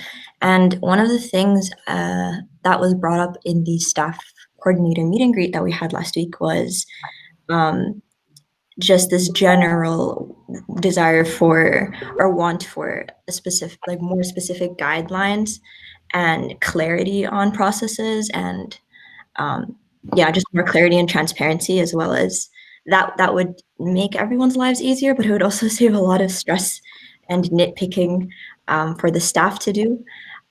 So I'm glad we're going forward with this, and this is definitely going to be a part of the governance committee reviews as we look more into things, and I'm sure other members of the governance committee can be touching on this as well, like maybe Gabe.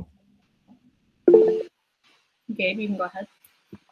Yeah, sure. Thank you. I was actually just going to say that I think that right now, in the middle of our governance review, is the perfect time to be having this conversation, because even in some of the older policies, there was some information around this, and it was more accessible to students where it was online, and people were generally more aware of all of these policies and processes. So yeah, it's great timing, and I think that this is a discussion that can be had further, not just at this working group, but also at the governance committee table during this review.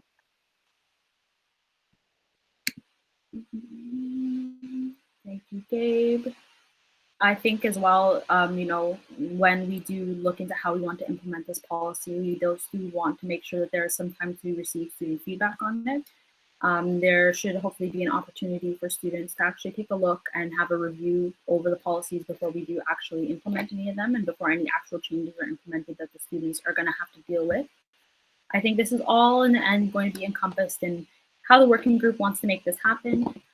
So right now, I guess I'd like to gauge interest from everyone to see who would like to be involved in the working group. I think it's pretty safe to say, I already had a chat with Poom, so I don't know, Poom, if you want to say anything as well. And then I know, I think Alejandro might be interested in being a support to this as well. So if anybody's interested, now is your time to speak up, but of course, this is not Jennifer's. Nice. I think Corbett also mentioned that he'd be interested in working alongside the working group more related to funding guidelines and all that. Gabe, Harry.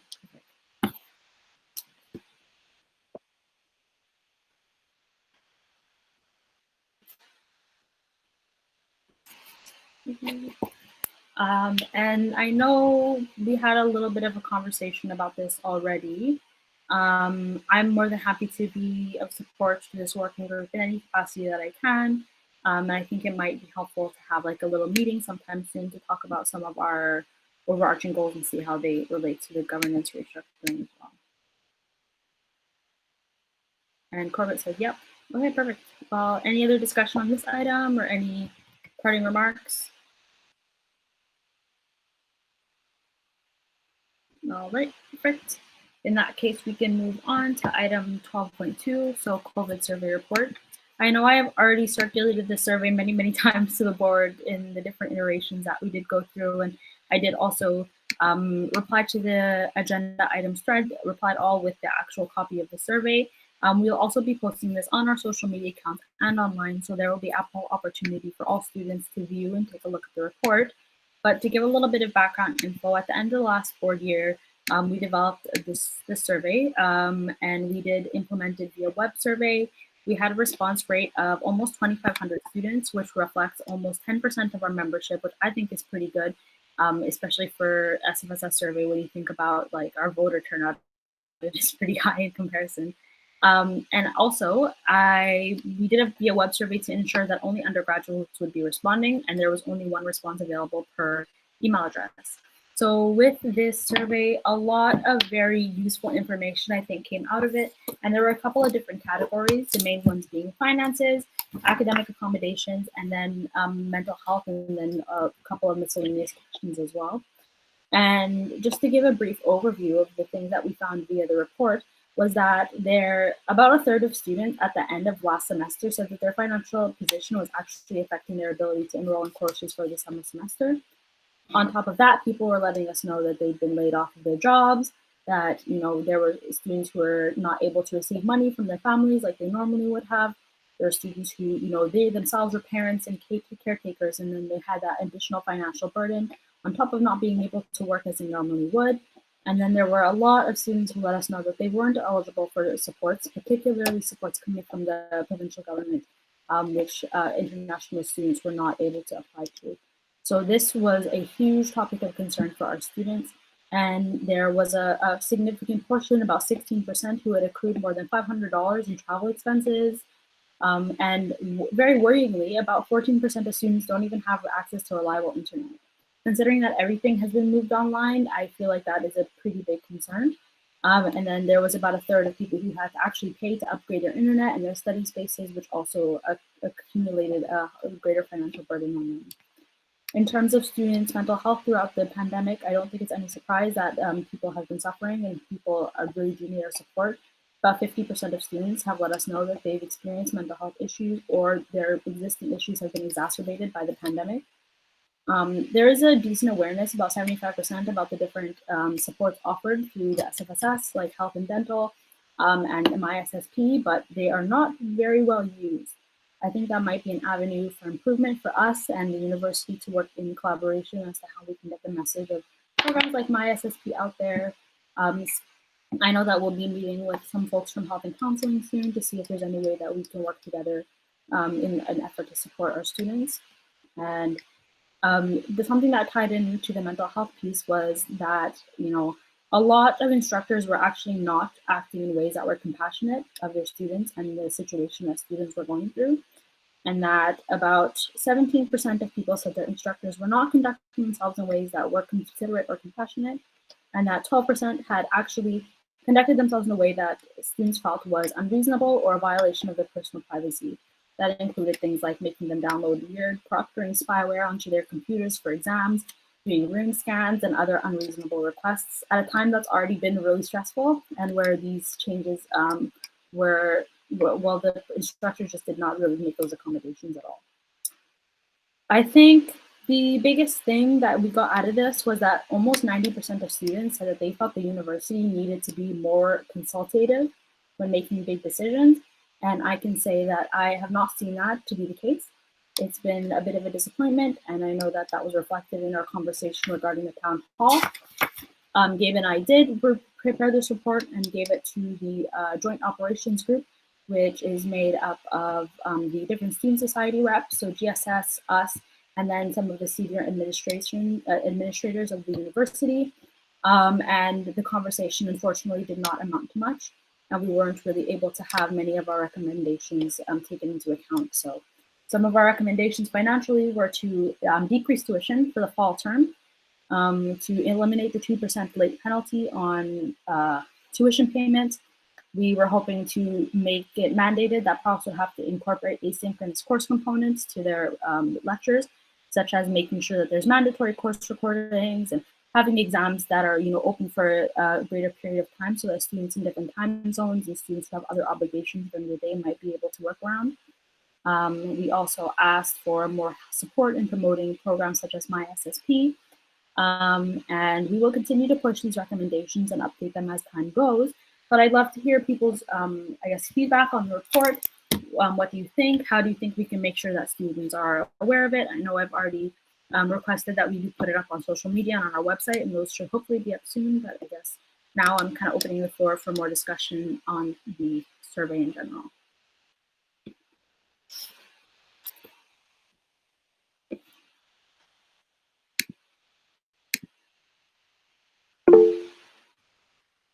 Balkis? Hi. So I realize that SFSS has been hearing student concerns since the start of the pandemic, but these survey results clearly show even more reason why it's important for us to be pressing and advocating for students now that we have concrete data. I think it's a really solid report. So thank you, Sarah, for putting that together. And it would be really helpful in terms of getting this out to students. It would be helpful to have little infographics and to just highlight certain pieces, key findings, just make it really easy to digest and post that on our social media as well. Thank you, Balkis. Waitran? I would just like to know what was said at the job meeting with the admins, and what was their response to the recommendations and the concerns that has been shown in this report. Like, what was their did they propose any solution? Did they oppose to a lot of the recommendations, or? Yes. So when we brought up the issue about the 2% late penalty and the actual tuition increases, we brought it up in our request, I guess, for some kind of consideration, even a compromise, something was responded to by SFU's VP Academic, John Driver. When we did bring up the issue of eliminating late penalty, he asked us how they would pay their staff. I thought that this question was interesting, considering that I don't think that the 2% late penalty is their main or only source of income. In addition to that, when we bring up issues about courses being, invigilated in a weird way, or students, having their privacy violated, he was also of the opinion that we should be in contact with the TSSU, even though, the TSSU is simply the union that supports sessionals and TMs and PAs, and not actually the employer, which would be the university. So with those, it seemed that we were not really getting straightforward answers to the concerns that we did bring up. In addition to that, the 2% late penalty, it was brought up that it was an issue of incentivizing students to pay their tuition and, ensuring that it did actually happen. I know Matt, the GSS Director of External Relations, tried to bring up some compromises and some other avenues to go down rather than to implement like almost like a credit card like interest rate. But those unfortunately were not taken into consideration either. So we did bring the report and we did report back on it. We did not receive, I guess, any bite on any of the recommendations that we did make, which was unfortunate. Yeah, no, thank you for that information. Yeah, I think from this, like, I think it's really important that we have this report and we need to tell students that we did present this to the admins, we did present it to SFU with all these recommendations of all your concerns, but we have not, they did not do anything about it, or was not responsive and just make excuses all the time. So I think it's important we provide that information to students and to tell them, we're continually advocating for them and we need them to voice out, the lack of action from SFU. Because I think just us like being that voice, but we also need our student body to kind of ask SFU like, hey, like, well, we voice our concerns. SFSS has represented our voice to you, but why have you not responded like, the way that you should? Yeah. Thank you, Wei-Chun. Jennifer? So I'm wondering, are there any plans to collaborate with the newly elected student senators to continue pushing for this? So it was something that we did address during the meeting as well. And I know that a number of us are student senators, and I do think that this is going to be a really great avenue to go down. I definitely intend to bring forward a proposal in terms of mandating, creating more restrictions, I guess, around what profs are allowed to do regarding exams. I had a brief chat with Gabe about this. I know Harry, Samad are here, who are also incoming student senators. I think this definitely is top of my mind. Yes, I hope that answers your question, Jennifer. Balthus, you're next on the list. One stat that I found quite interesting that stood out to me was that most students, 75% of students, know or are aware of mental health services available to them or resources, but just under 10% use them. And a lot of that is because people don't actually know what the services do. Like, they know it exists, but don't know what exactly it is. So I think it's important we work with SFU Health and Counseling to make that clear as to what these services specifically offer. I know that another reason it may be underused is because the lack of culturally competent like services available to students, or just diverse kinds of services available to students that perhaps we need to look into to provide more equitable services for our students. Yeah, that's all my input. Thanks, Balthus. Which you wanted to directly respond? Yeah, I just want to agree with Balkis that I think a lot of students might be aware of the services, but like they're not using it, and a lot of because like especially for international students that they might not come from a place where mental health is encouraged, and it's not an environment where they're encouraged to seek up help about mental health, and there's always a stigma around mental health. So like, yeah, we can be promoting more about the services that we provide, but also like promotion of like, destigmatizing mental health, telling students that it's okay to seek help, that it's normal, that there's nothing wrong with it. Yeah, I think Balki's brought a good point about that. Yeah. Thanks, Wei-Chun. Gabe, you're next on the list. Thank you. So I just want to hit on a few points. I mean, I did find that our responses to our questions at JOG was slightly disappointing. A lot of our concerns were not really taken well or given much extra thought. A big sentiment, I think, especially of the VP academic, John Driver, is that there isn't a belief that the quality of education has decreased. There's this sentiment that the quality of education hasn't decreased, whether it's just been moved to a different platform, and that technological innovations have allowed us to blah, blah, blah. So I think that's also just another one of their reasonings for not wanting to decrease tuition or all of these other financial or going for these other financial relief plans for students. I will also talk about asynchronous learning because, and I think this was even mentioned in the student town hall, is that they're not mandating profs on what they can actually do, whether they're allowed to teach asynchronously or not, whether they're allowed to use certain exam proctoring software or not. I heard this, that they expect more asynchronous learning and less proctored exams in the fall. In my opinion, I don't really see that happening unless they actually start giving some actual mandates. So to come to the topic of student senators, that's something I really want to work on because a number of us here, Asib, Samad, myself, Nafoni, Harry, are all on Senate.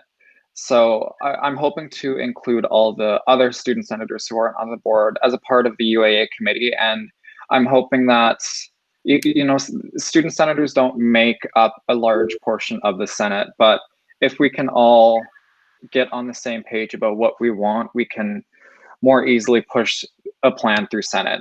And something we've been discussing, and it came up in discussion when we were talking with Matt from GSS, the Director of External Relations, is trying to push some kind of plan through Senate where profs have to approve their plan for their courses by their department chairs or some higher authority to make sure that certain rules and regulations are followed, so that we're not having issues where students are feeling violated by their profs, or that their academic accommodations aren't being heard.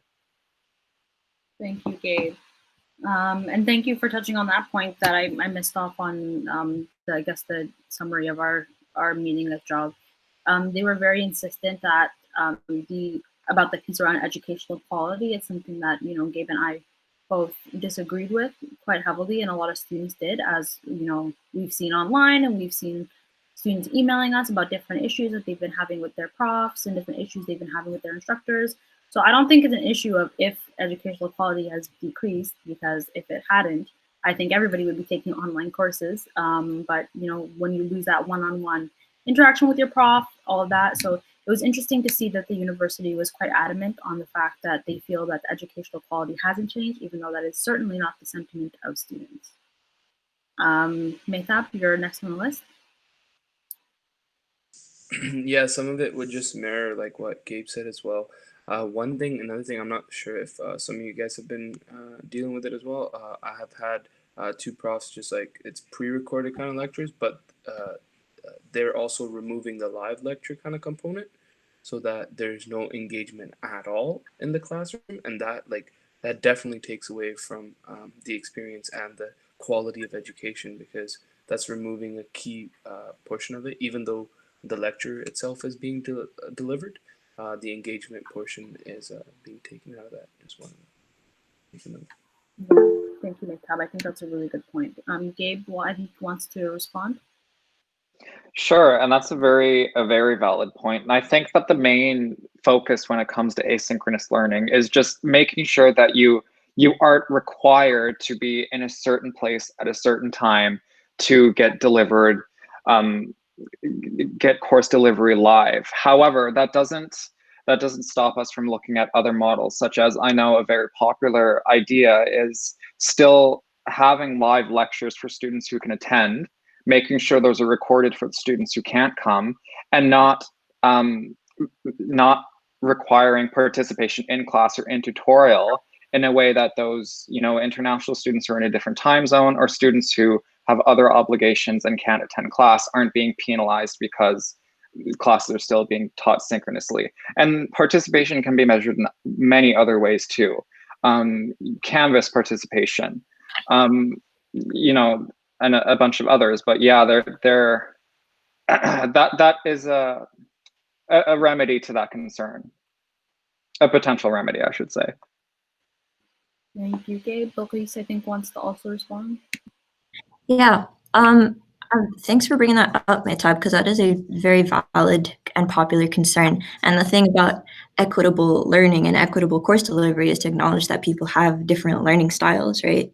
It's just important that we make sure that for everyone who wants to be doing live component class parts of classes, that is available. And those who are unable to, and it's not accessible to them, are also able to keep up and not penalized for it. So yeah, I think it's really important we center just equity overall and acknowledge diversity as we speak to SFU, because honestly, even in the town hall, the definition of equity that was used was very questionable and not comprehensive. So clearly we need to highlight this towards the university. So thanks. Thank you, both, please. Sude, I think you're next on the list. Yeah, I totally agree with most of the points that were raised. Like what Wei Chun touched on was lack of action from SFU, and this is nothing new. And I think like there has been demand from students to start off a new protest movement on Twitter under like new hashtags, like bring back pass and fail, tuition freeze, reduce tuition, do something. I think, yeah, we are doing something, advocating on behalf of the students. We are their voice. But what can we do? What else can we do to make sure that our voice is louder than it is? And I think it's our role, it's our responsibility to do something. And yeah, SFU, lack of action of SFU, we're blaming them, and we should. But what are we doing in response to this? How are we responding to this? So anything we can do, I don't know, start with a new hashtag on Twitter, anything. This is open for discussion, but I think we should do something. If we are really for advocacy, I think this is the time to do something positive for an outcome.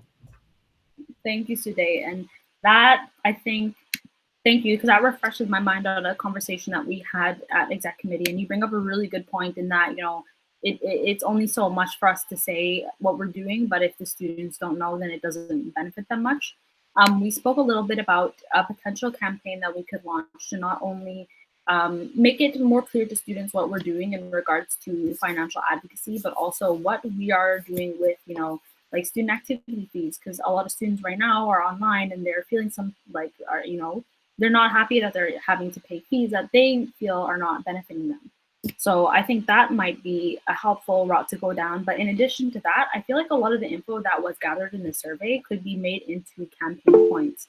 I feel like this could really help us to, you know, let students know, yeah, we took this survey because we wanted to know what was going on with you and we heard you and now we're taking action based on what you told us. So Sude, that's a really good point, and I'm hoping, and this is kind of me signaling to the chair of the UAA committee and even the External and Government Affairs Committee that this might be very good information, I think, to take into lobbying efforts and actually to create a physical campaign, you know, that we can push out online and have these conversations. And like you said, you know, make our voices a little bit louder than the universities. Mehtab, you wanted to respond? Yeah, you just mentioned one thing, like student activity fees. Just another thing, like for all the business students, like I'm taking 3 business classes this semester, and we have to pay a $192 course fee. Usually what this course fee is, it's for like the hands-on experience, materials and stuff like that.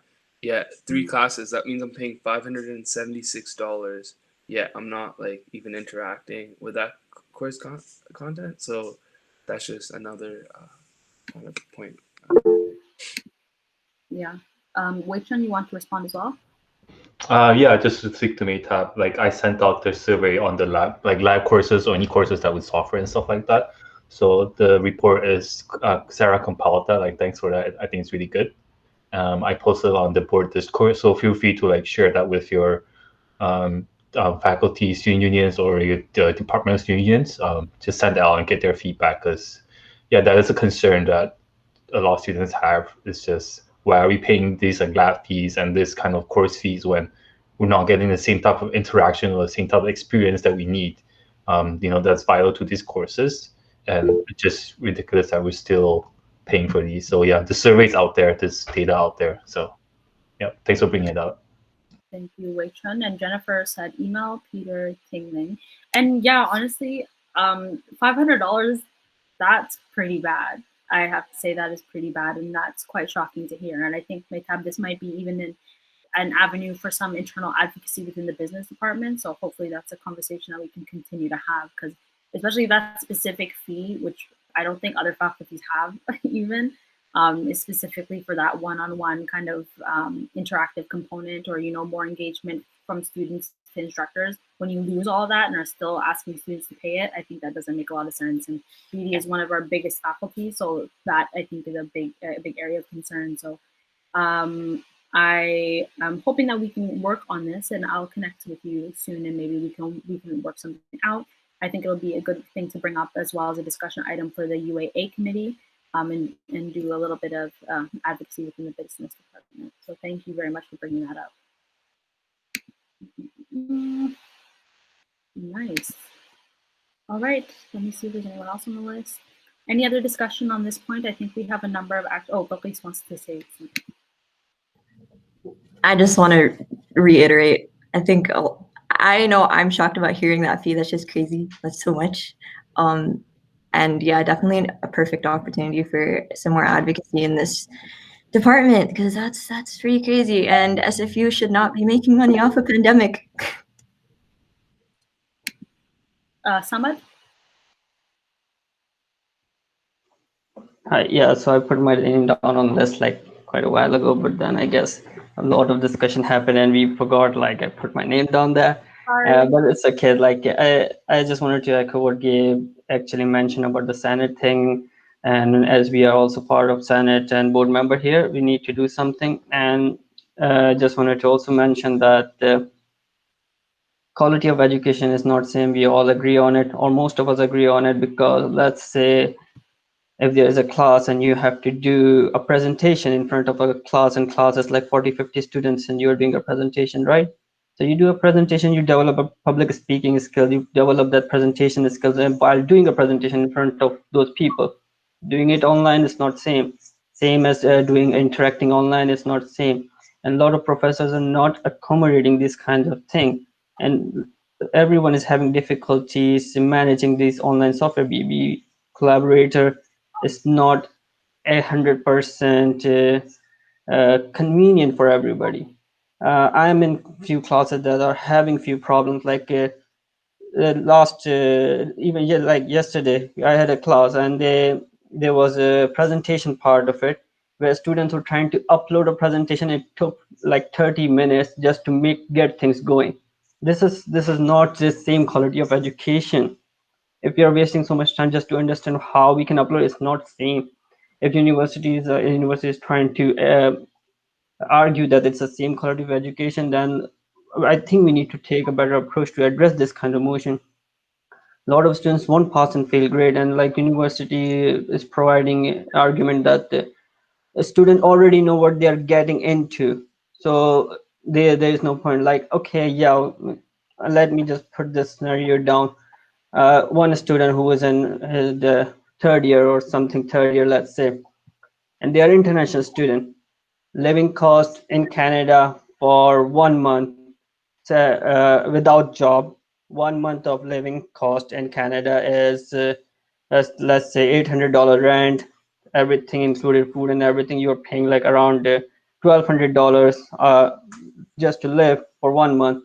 Why would an international student would not want to take courses and still live in Canada because they're stuck here because of all the flights are canceled?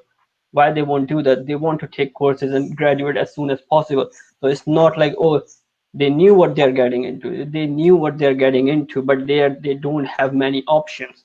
They cannot be like, hey, yeah, we can defer it. We can wait 2 more semesters when things are getting back, things are getting normal, and then we can come back to universities and take classes.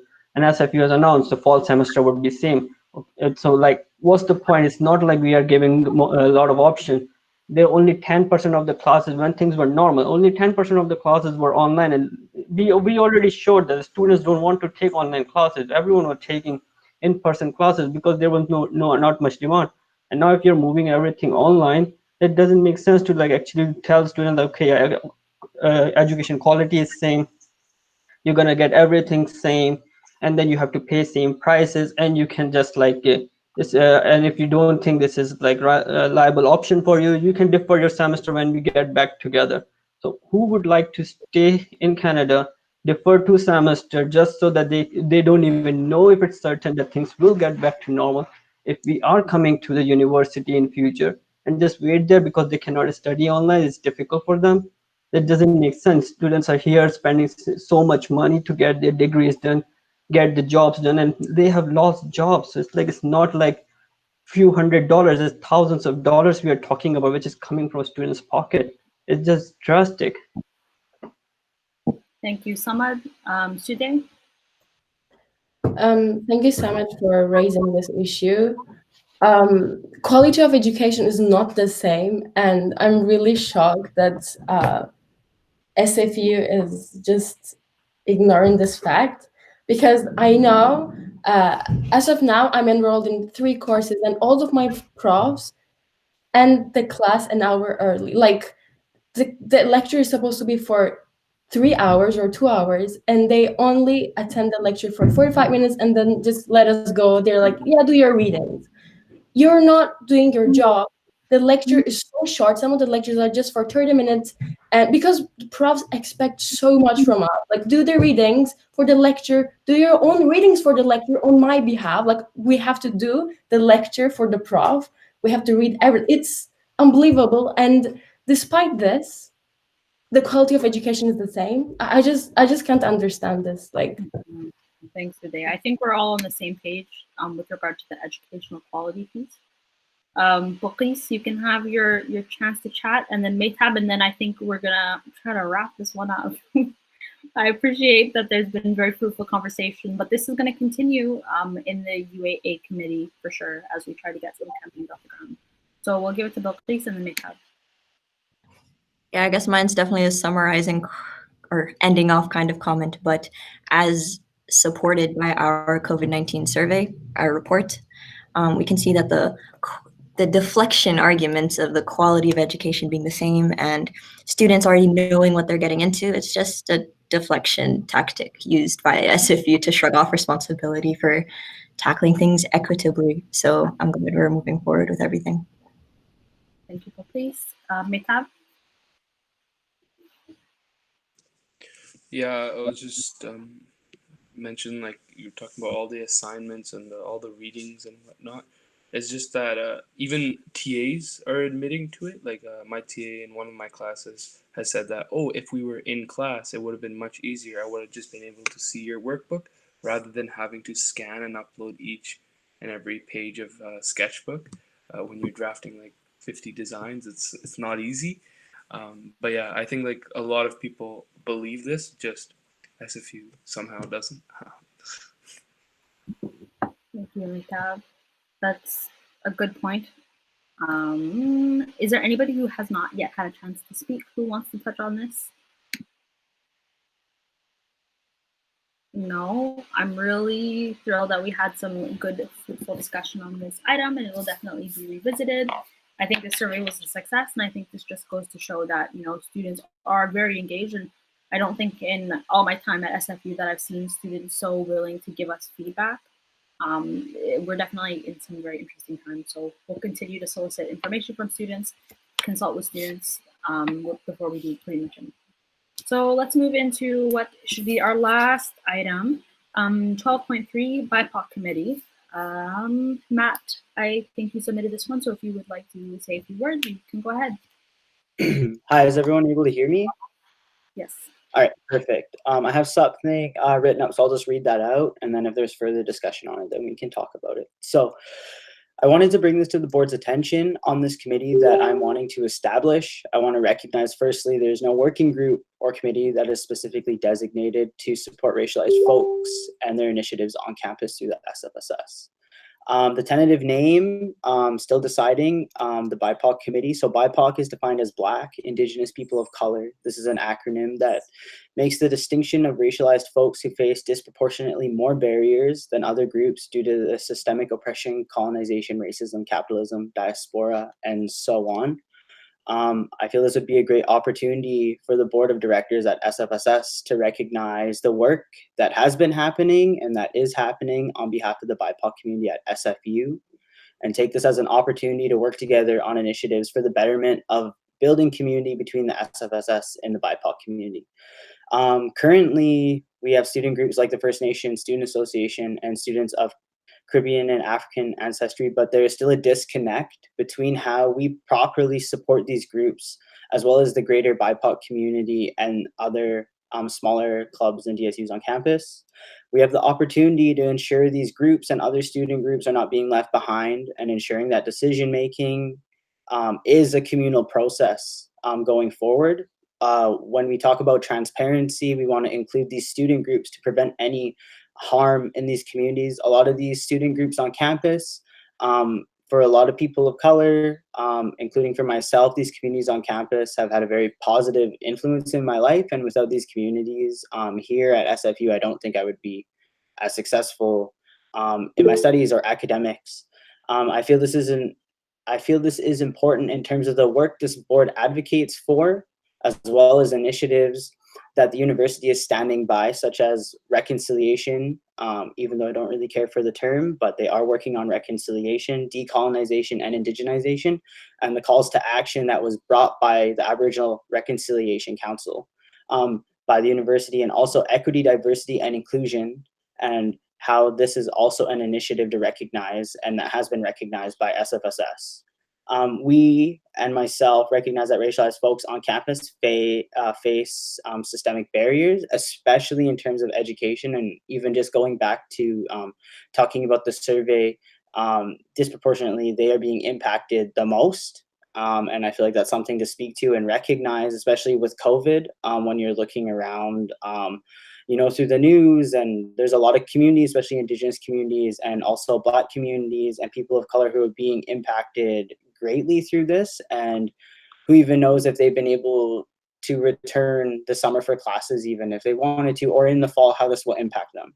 This committee would help support initiatives and guide the work of the board of directors and the SFSS to properly support those in the BIPOC community here at SFU. Lived experience is often overlooked and not taken into account or consideration a lot of the time. A lot of the work that happens is often done on behalf of these communities without any consultation or consideration. I feel this committee would be a bridge to close those gaps, especially within the SFSS. Whenever there's initiatives or things that have been done in the past, the groups are never consulted, they're not brought in, they're never part of the conversation, and that's something that I don't want to see anymore, especially being on this board. I don't remember when there was an Indigenous person who sat as an executive on this board. This group would prioritize voices that we are missing at these discussions and how these decisions are being made. And for sure, we need to work towards that we are centering these voices and ensure they are receiving proper support from the society. I have been developing in terms of reference. I've had support from other board members at this time as well. I already have submitted a discussion item at the governance committee. I've emailed Gabe, and that'll be happening next week. I will ensure the terms of reference is sound, and we'll be keeping everyone informed on the next steps by the next meeting. So it is open for discussion if anyone wants to add to that or ask any questions or clarifications. Thank you, Matt. Would anybody like to kick off the discussion, please? Yeah, I just like so well said, Matt. Thank you for giving us such a comprehensive, not update, but introduction to BIPOC committee and the reason for its importance in Canada and SFSS. I think it's definitely worth considering, and I'm excited to hear the rest of the board's input as well, but it's pretty obvious, even with the lack of data collection across universities in Canada, including SFU, it's pretty obvious that the data that exists shows that there are structural barriers, and I think it's really important that we have an advisory committee that does centralize lived experience to have that access to student governance and just decision-making in general. So this is like a very heartwarming conversation. So yeah, I'm excited to hear the rest of you guys' input and see whether or not we want to move forward with this committee. Thank you, Balkis. Jennifer, you're next on the list. Yeah, I just wanted to voice my strong support for this committee, and also to ask a question. So just so that I'm clear, would this committee be mainly for like consultation, or like Baki said, an advisory committee, or would there be advocacy work done or planning events? In the terms of reference that I have as a template here, pretty much as stated in like the deliverables, we'll be able to organize and engage initiatives, and then highlight issues that impact and affect racialized students on campus, support those who face barriers on campus due to systemic barriers, supporting initiatives by BIPOC groups, and ensuring those groups receive proper consideration and consultation. So a lot of advocacy, and then also if there's room for events, I also want to take into consideration that if the members on this committee, I don't want them to burn themselves out. So I think that might be a further discussion when what everyone feels comfortable with and at their capacity to do with this type of work. But more so like an advocacy committee and also an advisory, I think would be the main point to support the board in that work going forward. Thank you. Jennifer, focus. Remove from speakers. Okay, so I think then next is Gabe. Thank you.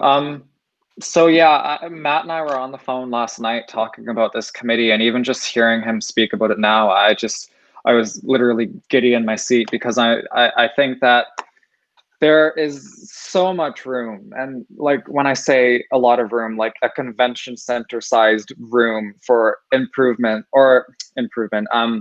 to bring in lived experience to the SFSS. And I think that this is definitely a way to do that. And I am expressing my strong support for the establishment of this committee. I've been looking over the terms of reference with Matt, and they look great right now. And we'll be bringing it to governance committee on Thursday, and hopefully to the board the week after.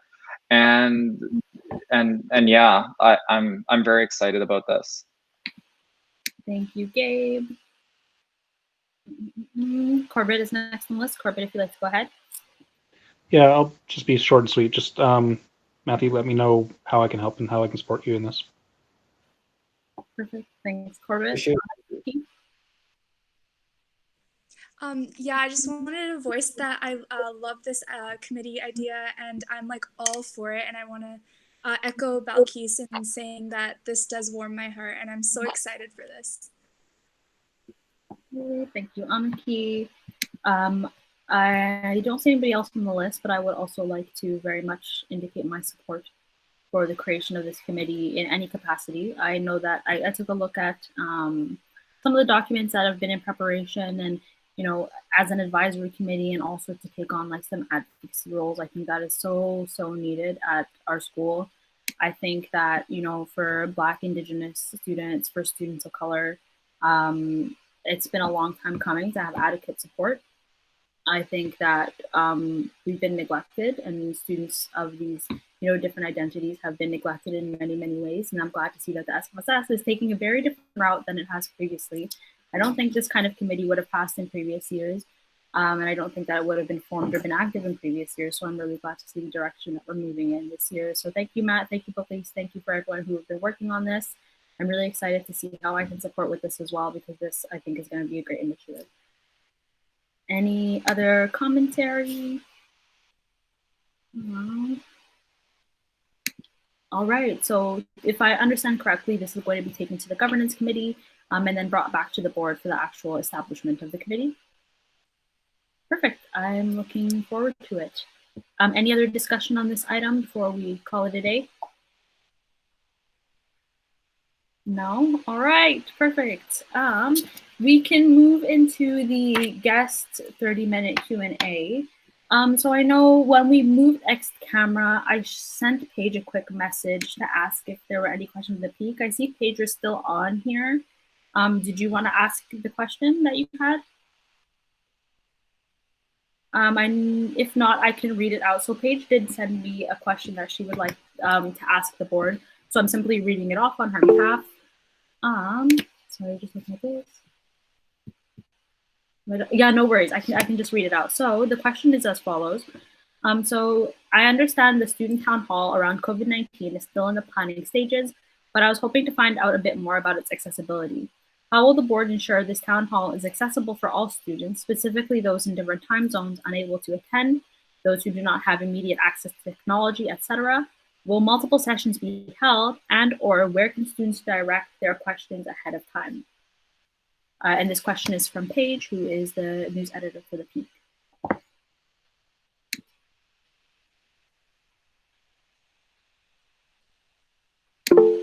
Please, you can go ahead. So I'll try to address this in the order, in the order that I heard it in of things raised. So in terms of accessibility, I think there will definitely be an opportunity to submit questions ahead of time, and that would be widely circulated, as well as have live participation as in the moment as well. I think this will certainly not be the last town hall that we have. There will be multiple town halls in the near future. So in terms of accessibility for students in different time zones, the recordings will be there. There will be the opportunity to participate. And yeah, any other questions? I think Jennifer wants to touch on it as well. Jennifer, you can go ahead. Yeah, so if any students need ASL interpretation or closed captioning or anything, there's always the accessibility fund. We had a meeting today, so we can pass motions regarding funding requests for things that are accessibility related.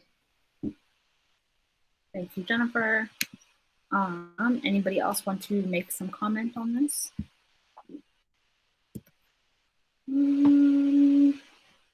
Paige, I don't know if you had any. Oh, but please, if you want to go and add on a bit more. Yeah, one thing I forgot to mention is that we're definitely, like, nothing is planned yet, so we're definitely going to be consulting students. I know we're going to be making sure to work with the other groups as well and getting their input, especially those with a lot of lens and framework with accessibility. So we will be taking that input and everything into consideration. Perfect, thanks, Balkis. Hi, Paige, good to see you. Hi. He finally stopped after you asked. Like, he's staring at me right now. Anyway, I just wanted to say thank you for your answers. It answered all that I needed to know. So I look forward to it. I think that it's important to include. So thanks. Perfect. Sounds good. Do you have any other questions that you wanted to ask, or all good to go? Okay. All right. If there are any other guests here, this is kind of like an open portion. If anybody does have any questions or would like to make any commentary, but I don't actually see any other guests in attendance, so I'm guessing there's probably not going to be any. So in that case, we can move into adjournment. Or actually, there are announcements. So I believe the date, the announcements regarding the bylaw review. So at the end of the last board term, we did pass some money to have Deborah Kraus, our bylaw consultant, come back and give us, the new board, I guess, a bit of an update. And I think we were going between June 12th and June 15th. And I believe most people did indicate that they preferred June 12th, which is also the day of our board meeting. So I believe the morning of June 12th will probably be the best bet in terms of when we're going to hold this bylaw consultation. Again, I know that this may conflict with some people's schedules, but please remember that the bylaw review and the bylaw consultation is very, very important. Considering that, if we don't have some solid bylaws, the students are simply not going to pass them. So we want to make sure that our efforts throughout the next few months go to good use. I will touch base with Shanika again in terms of solidifying a date. I think, right now, is anybody opposed to having it sometime in the morning of June 12th? Before our board meeting, so anytime probably in the morning. I know it's kind of hard to say right now. Thanks, awesome. So yeah, you don't have to answer right now. I'll put up a quick message in Discord to set up a more specific time, and then Shanika will be in contact with you. So if Deborah has any time constraints on that day, please let me know as well, and then we can find a good slot of time. That's all for announcements. And then I think we can move into adjournment. So this is item 16.1. Be it resolved to adjourn the meeting at 5:04 p.m. Would somebody like to move? Matt. Thank you, Matt. Would somebody like to second? Sude seconds. Sude, that seconds. Thank you. All those in favor, seeking unanimous consent.